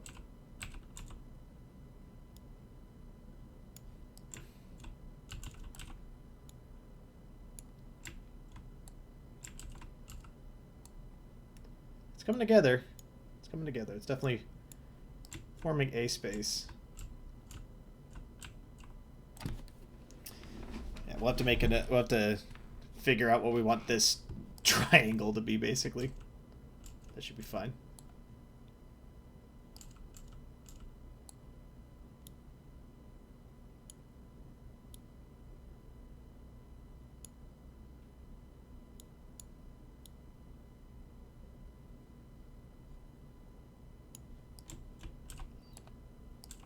Okay, cool. Yeah, so then that'll make a formal landing, and then we can...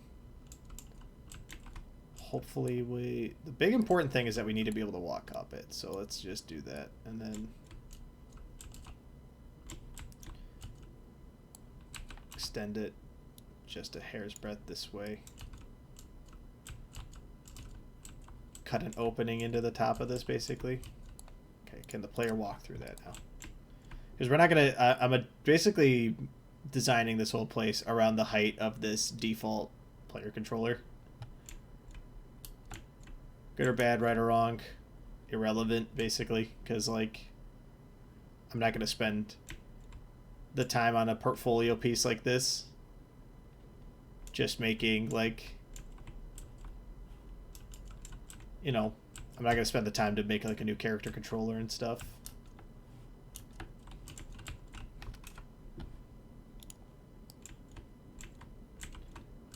Yeah, okay. So then let's edit this thing, bring in these corners.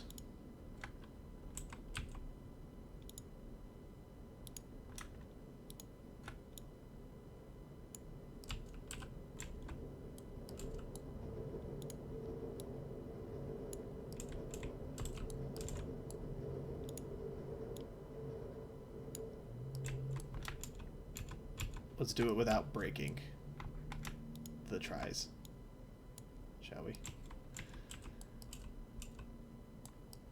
Alrighty, let's bring that this way. Bring it that way. Bring it that way. And then bring it this way. And then I have to bring this out this way. It's the foible of trying to make a square platform on a round object, basically. Really what I should have done is just used another cylinder to cut a top landing, basically, but the thing is I need to convert the space from cylinders into squares.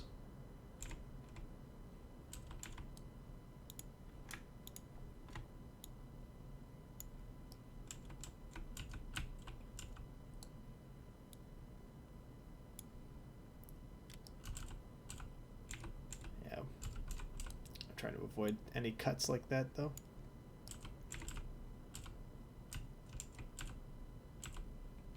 Yeah, really what this needs is like an extra dimension, basically. Because really what I would want to do is do it like this, where it lines up with the geometry of the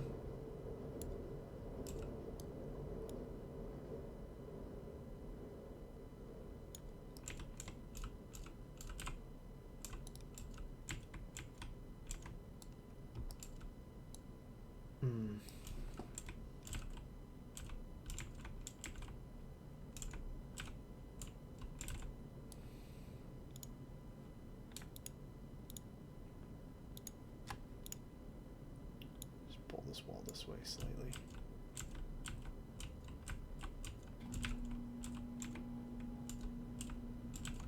Bring the whole object up a hair.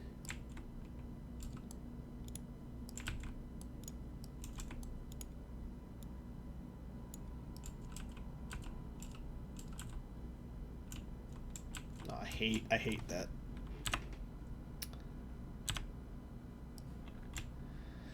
Oh boy. Okay.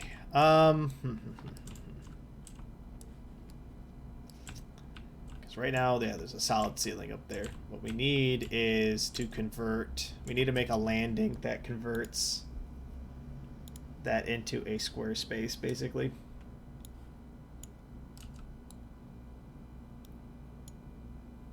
Which I'm not saying is going to be very challenging. I am saying is going to be time-consuming.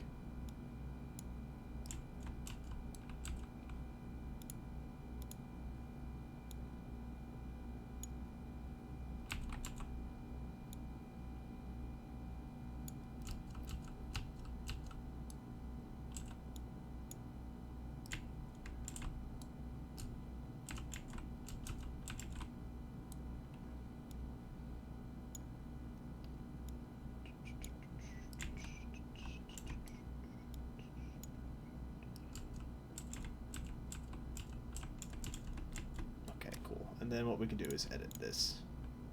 Extrude this way. And then extrude this way. Create a sort of like L-shaped box, basically.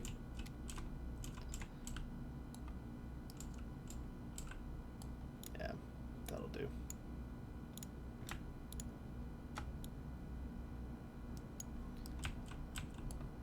It's a lot of tries to use, but I think it's fine. Because then what we'll do is raise this whole thing up. Lower it. Cool. And then we need to go into edit mode again one more time. We need to raise this section up so that it forms exactly this.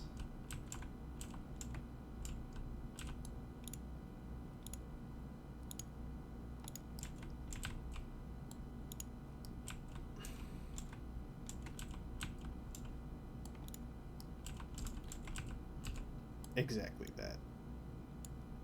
Perfecto.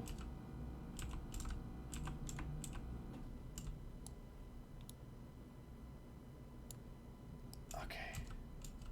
There we go. Perfect. Forming like this nice little cutout area, basically.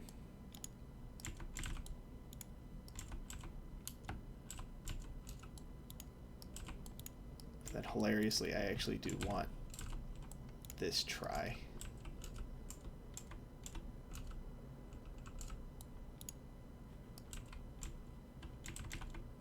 I don't think that's going to be possible to do the way that I want it to do it. Oh yeah, the tries too. It's too cut over.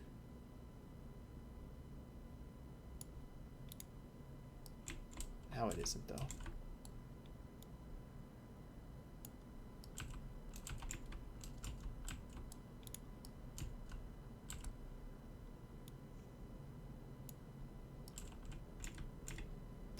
The whole tapestry of this thing has been shattered to hell in a whole bunch of tries, but I think that that's fine. It's fucking super hideous, though.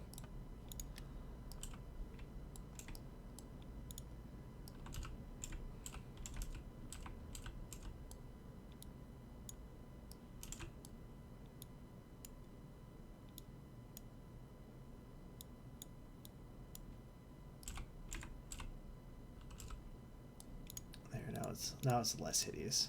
It's still pretty hideous, but it's less hideous. Which is fine. Yeah. Okay, cool. Awesome, awesome, awesome, awesome, awesome. And then this has floor now. Wonderful. Okay, cool. So yeah, we've converted a round area back into a square area. Cool. And then in the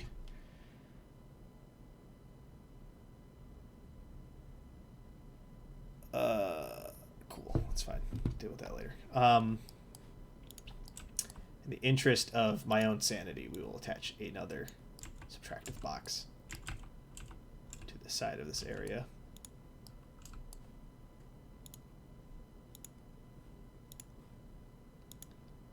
I'll also convert some of this floor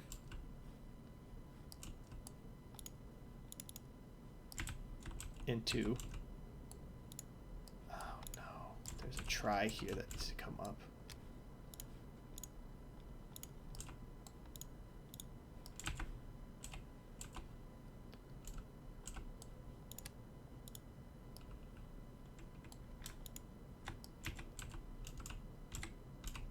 Just need to bump this up a little bit.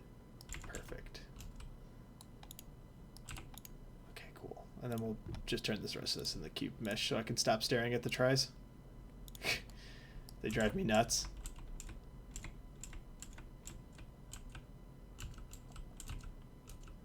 Okay, and we're still good. All right, cool. Yeah, we're gonna really have to like spend some time cleaning up a lot of these like small corners eventually with textures and things like that, hiding them with potted plants and the like. But for now, I think this is a livable sort of thing here.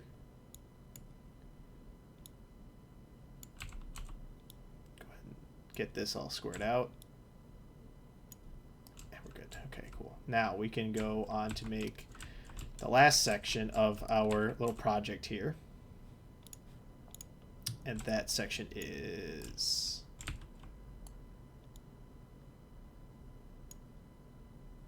extrude a little bit here. That section's going to be a section about me, the person. My likes, my desires, my goals, that kind of stuff.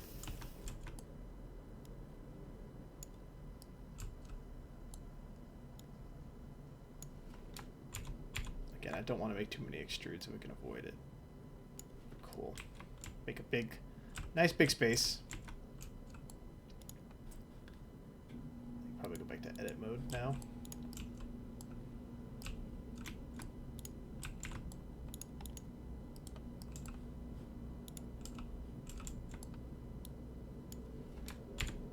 Oh, I would like to take literally just this face. Thank you.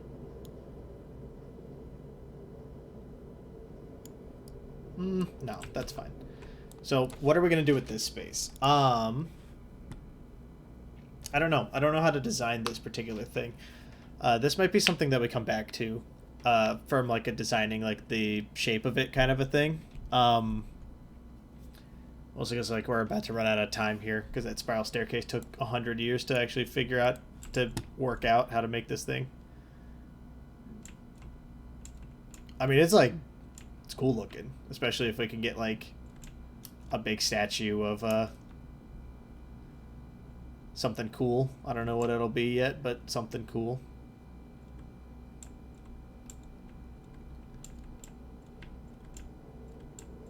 Yeah, there we go. We'll have to bring this wall in slightly, but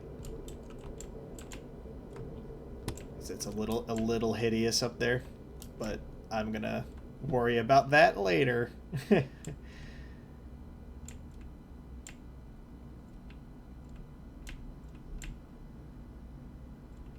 Yeah, this section needs to not be here.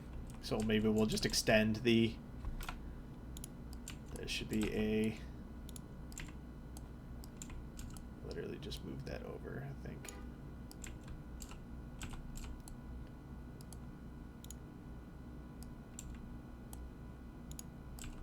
Is it possible for me to click that without clicking anything else? That particular section, it's like this try right here needs to go down.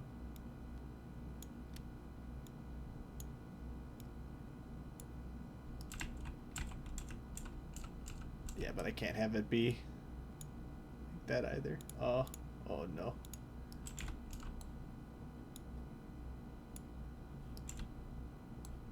Okay, it doesn't look like I can do what I want, unfortunately. I guess I could fill that in with an additive piece as well, but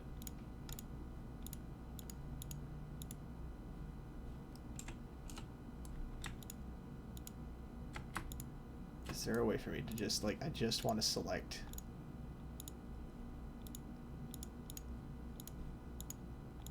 just this try? Can I like do that, please?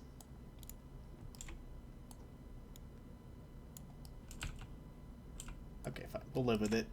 It's a little ugly. This thing is a little ugly. But we'll live with it. I guess we have to, is the answer there. Yeah, so for this section, I don't know what I want to do in particular. What I'm thinking is maybe we'll do... you know what we can do, actually? So how's the player? So they enter...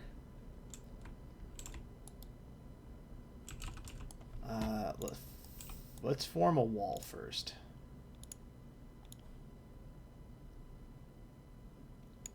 Because I want to control what they see and when.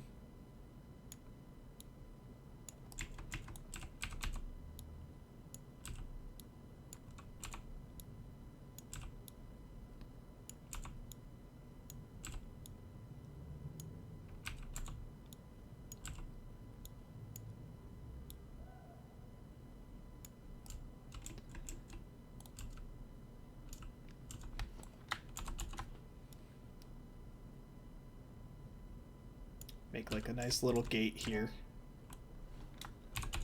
with maybe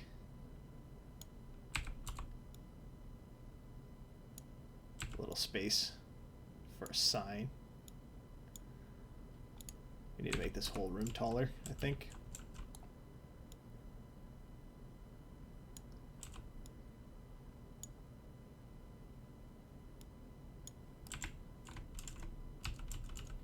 Oh, that needs to go up.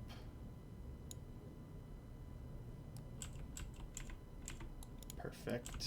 Okay, so yeah, we'll make just enough room for like maybe a little sign.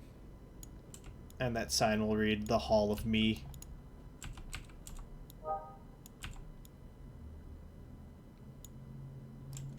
I swear this isn't an ego thing.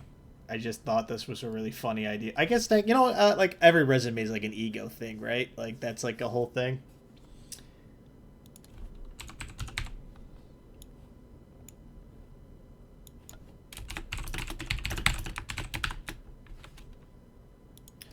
Oh, caps lock is on.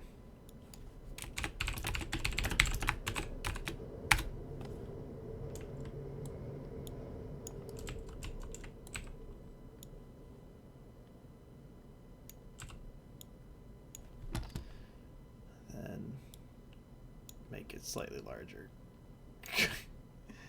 The Hall of Me. Good. And then what we'll do is make it so that this is a door that opens up. We'll have it like open inward like that, away from the player.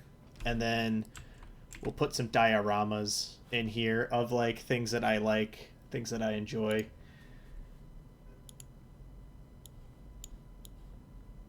Similarly to how we did it in the Funk Unplugged room with the levels for Ampy. We'll do some like little diorama type things. We'll have to get some, have to hunt down some models at some point between streams so that I can make it nice and pretty.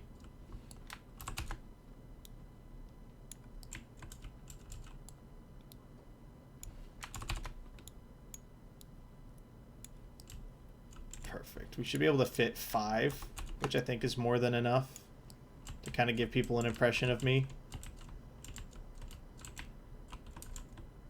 Oh, we can fit 6.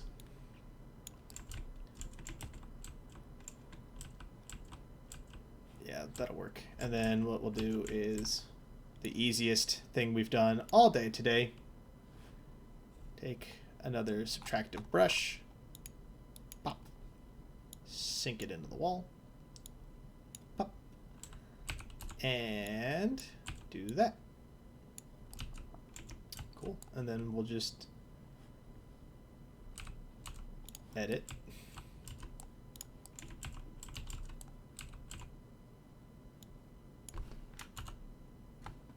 I didn't mean to cut that. I meant to do this. Should set it just high enough. Perfect. Click the whole object. Move it over. I want it to be pretty centered. There we go. I'll edit it again. Click this face. Extend it outward. Actually, extend it to about here. Then we'll extrude the last bit.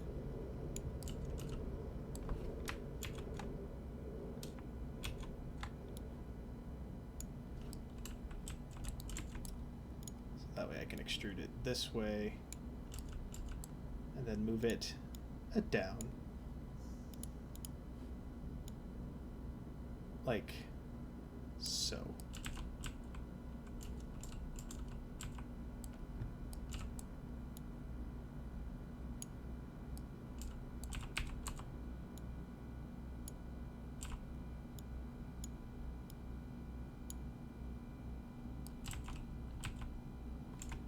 Wonderful. And then that'll spill out to here.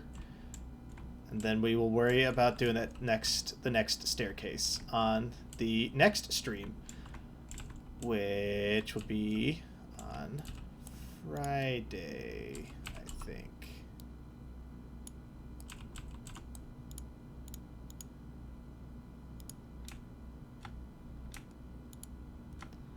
next Friday will be the next time we work on this.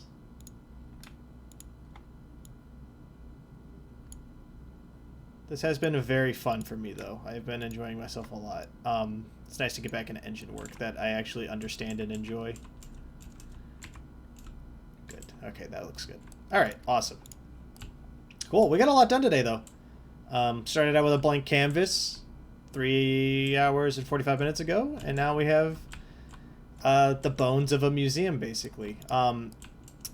Yeah, the next episode we'll do the... Not the next episode. I used to do a lot of YouTube. On the next stream we'll do... we'll finish up the upstairs area by completing the downward spiral staircase, having that curl around on each side of the pylon. Then we'll add in lights. I think we'll spend a little bit of time doing lights. I will endeavor to try to pull in some of the models and such from Funk Unplugged for next stream, so that way I can finish up the Funk Unplugged section, I think, and then that'll probably be what we do for next stream, is just do like the model, like get the import the models, set up the dioramas, that kind of stuff. And then we'll do all of that. So, yeah, thank you all for coming out today. Really do appreciate it. If you like what you saw, feel free to follow me. I do this sort of development stream every Friday. And then on Monday through Thursday, I stream video games of various kinds. I do take a more analytical approach when I play games. I'm playing them so I can learn stuff about them. Next week, we're going to be playing Hollow Knight. We're having a special stream tomorrow because I had to skip a day this week for some grocery shopping and like household things. So tomorrow we're playing a little bit more Hades. If you want to come out and hang out, ask me questions about game design and, probe my mind about stuff, feel free to. And until then, I'll see you guys later. Thank you all for coming out once again, and I'll see you next stream. Later.